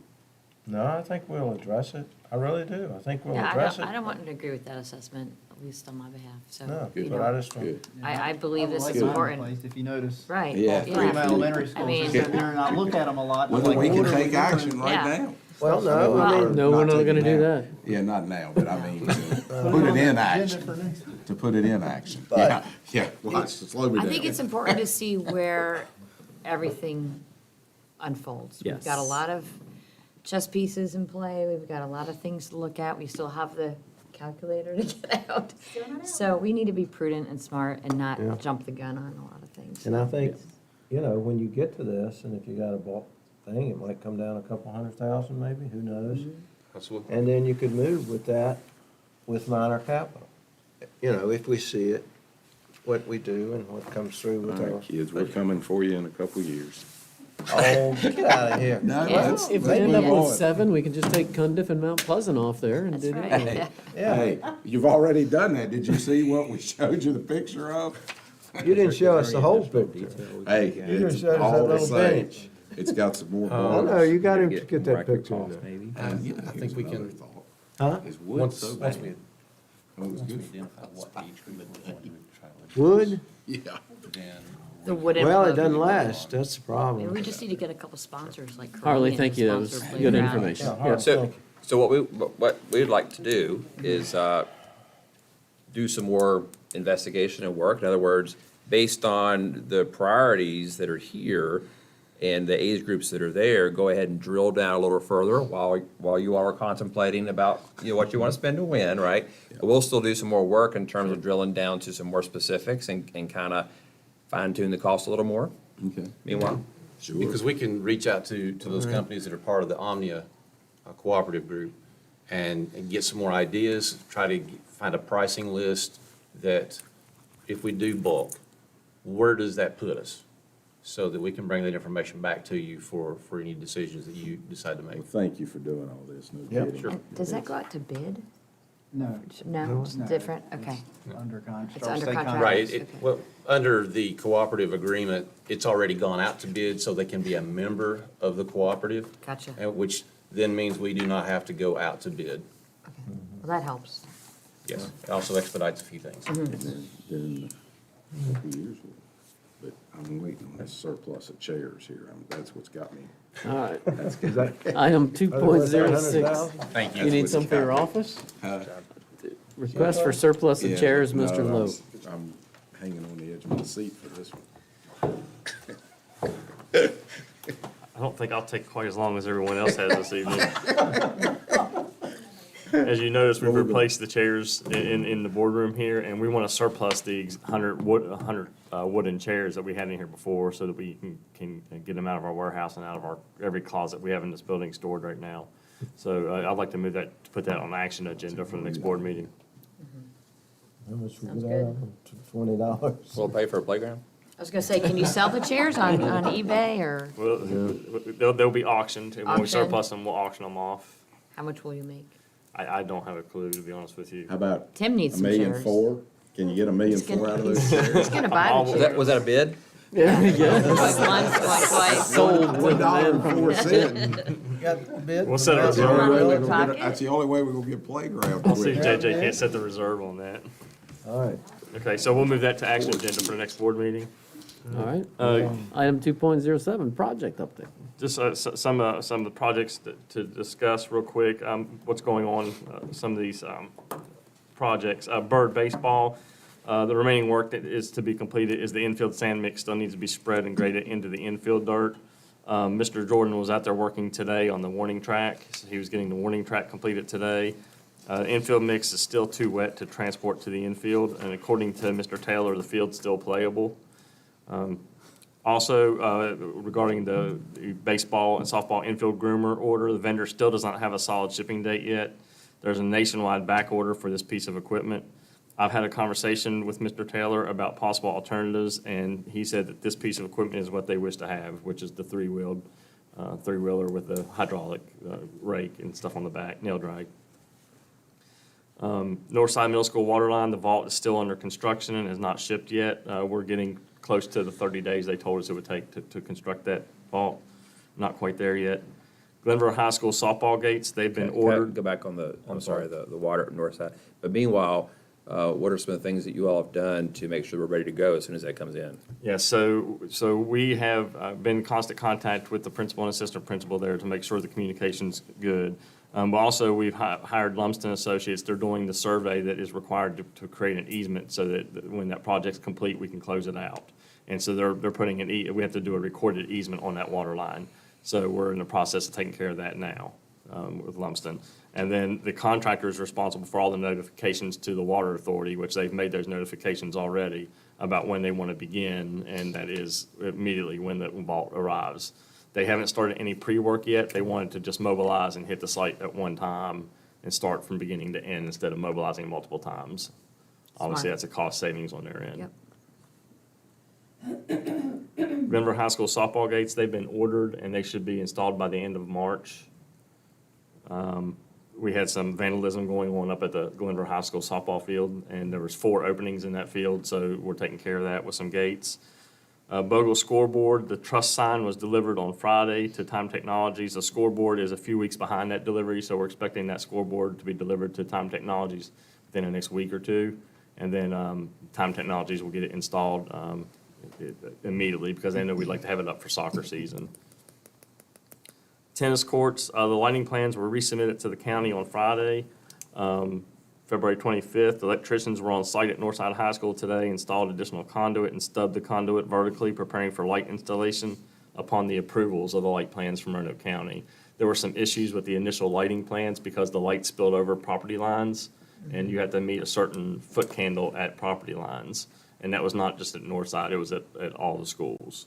So they had to readjust their lamps and shields and things like that to make sure they weren't exceeding. Tilt them down. Yeah, and add some shields. You can't exceed half a foot candle at property lines. And especially Bird is very close to property lines over there. Northside's close to property lines across the street. Tennis courts are close to property line? On that back side of William William Bird. Football stadium. The tennis courts are in the middle of the property. You have that property right behind them. If you're standing at the Stone gym Ridge, looking yeah, out, right behind. Stone Ridge, Stonebridge, Stonebridge. Stone Bridge. Yeah, but not next to the tennis courts. Well, I mean, it's not right at it, but It's pretty close. The property line is not far from those tennis courts. Okay. So let's see, the review from the county should be completed hopefully by the end of this week. William Byrd High School courts were power washed on Friday, preparing for the overlay of the new surface. And Case Spring High School and Glenver courts are scheduled to be cleaned at the end of this week or early next week. Can you say that again? Because somebody asked me, are they gonna have their gym available this summer? Because didn't we say we're moving that to the end of the project? Yes, the gym floor, you mean? Yes. Yes, that would be, we're not gonna replace that gym floor at Byrd until next summer. Right. Because Okay. they have a lot of ceiling work they have to do in that gym, Right. and we don't want to destroy the Tear new it up. floor. Gotcha, okay, I just wanted to make sure I told them, I thought it was next year. Yes, sir, next summer. And so those are some of the project updates I wanted to touch base on. Got one question. Yes, sir. Is the new roof at Case Spring High School leaking? My understanding is no. We've been sending So our the tiles are being stained. condensate from some heating. We're letting so much outside air into the facility that the pipes are condensating above the ceilings. Is And that they're, happening anywhere else? yes, it's a consistent problem Is we've there been anything- having. How do we fix that? You stop reducing, you reduce how much outside air you're bringing into the building. We still, guidelines? We're still following the guidelines, yes. It is a catch-22 because in order to meet the airflow requirements and So now you outside gotta air. replace you're- all these ceiling tiles. Yes, sir. Yes, sir, and the schools have been pretty good about putting work orders in so that our maintenance crews can get out there and change those tiles as they become wet. And we're actually, we're doing a little bit more, we get up in the ceiling and try to insulate some of those pipes as well to help with the condensation in some cases. Didn't we pay like $100,000 for the commissioning of that HVAC system? Yes, sir. And that didn't cover that? Well, what we're doing is we're letting so much outside air into the facility, you're conditioning, so the pipes themselves are condensating and they're gathering condensation and they're dripping onto the ceiling tiles. Is it above the regulations that? It's above what they were designed for, yes. Yes, we're letting in more outside air than what the system was designed for. So once you fix those ceiling tiles, are you going to have to continually fix the ceiling tiles? As long as we keep we will. We'll continue to have the same problem. We are trying to resolve some of it with pipe wrap and with insulation. But then you're just getting a situation where the insulation gets wet on the pipes. But in theory, we ought to eventually be at a point where we can dial back on the. The outside amount of- air. Yeah. Yes, sir. Are there, like, I know I got a unit upstairs and two heat pumps. And so the condensation hits a pan and then it evaporates, or it is evaporated. Is that not something that could be done? Well, the condensation's not coming Well, from from the the unit units. itself. Yeah, they're coming from the pipes themselves. Yeah, inside the ceiling tiles and Is it it's keep like a drip condensating. pan or anything that, There's nothing nothing the you can ductwork make? itself. to catch it? Is Yeah. it certain spots or is it all It's just over? certain spots. Well, and is there any way to catch it? Like- Well, we'll look into that. I'll talk to Jeff, Mr. Meacham, and see if there's some Well, ways you we don't can. want it to get a big bucket that comes down, I mean, a big pan that comes Sure. down on somebody. Right. I think one's behind Haley's office, or one behind her.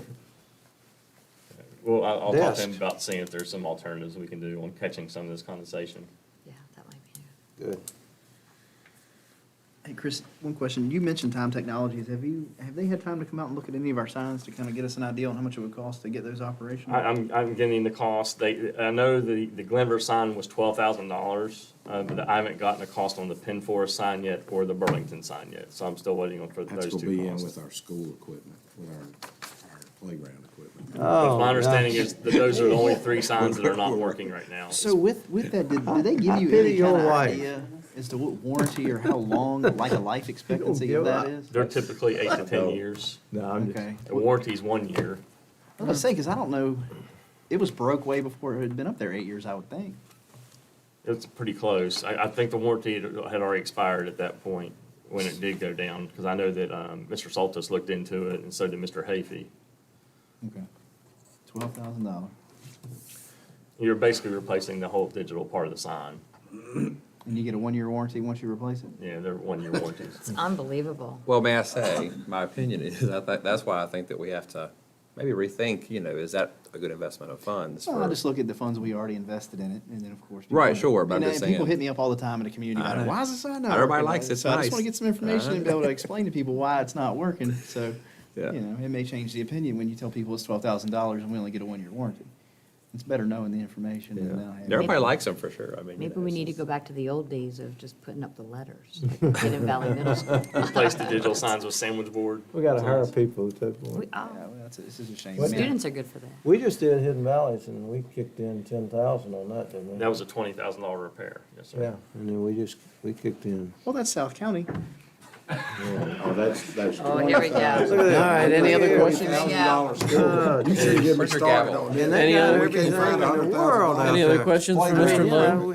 We're shorthanded, last school to be. All right. Item 3.01, we're going to go into closed session briefly. Mr. Hudson, why don't you read us into closed today? Mr. Chairman, I move that the Roanoke County School Board convene in closed session for the following: for discussion of the award of a public contract involving the expenditure of public funds, including interviews of bidders or offerers, and discussion of the terms or scope of such contract where discussion in an open session would adversely affect the bargaining position or negotiating strategy of the public body at 2.2-3711A29 of the Code of Virginia. Second. Thank you, Madam Clerk. Yes, ma'am. Yes, ma'am. Yes, ma'am. Yes, ma'am. Yes, ma'am. All right. Can we stay in here as long We as can, everybody else leaves? yeah, as Shut long that as down? everybody else leaves. so you can all stay in there. You've had enough?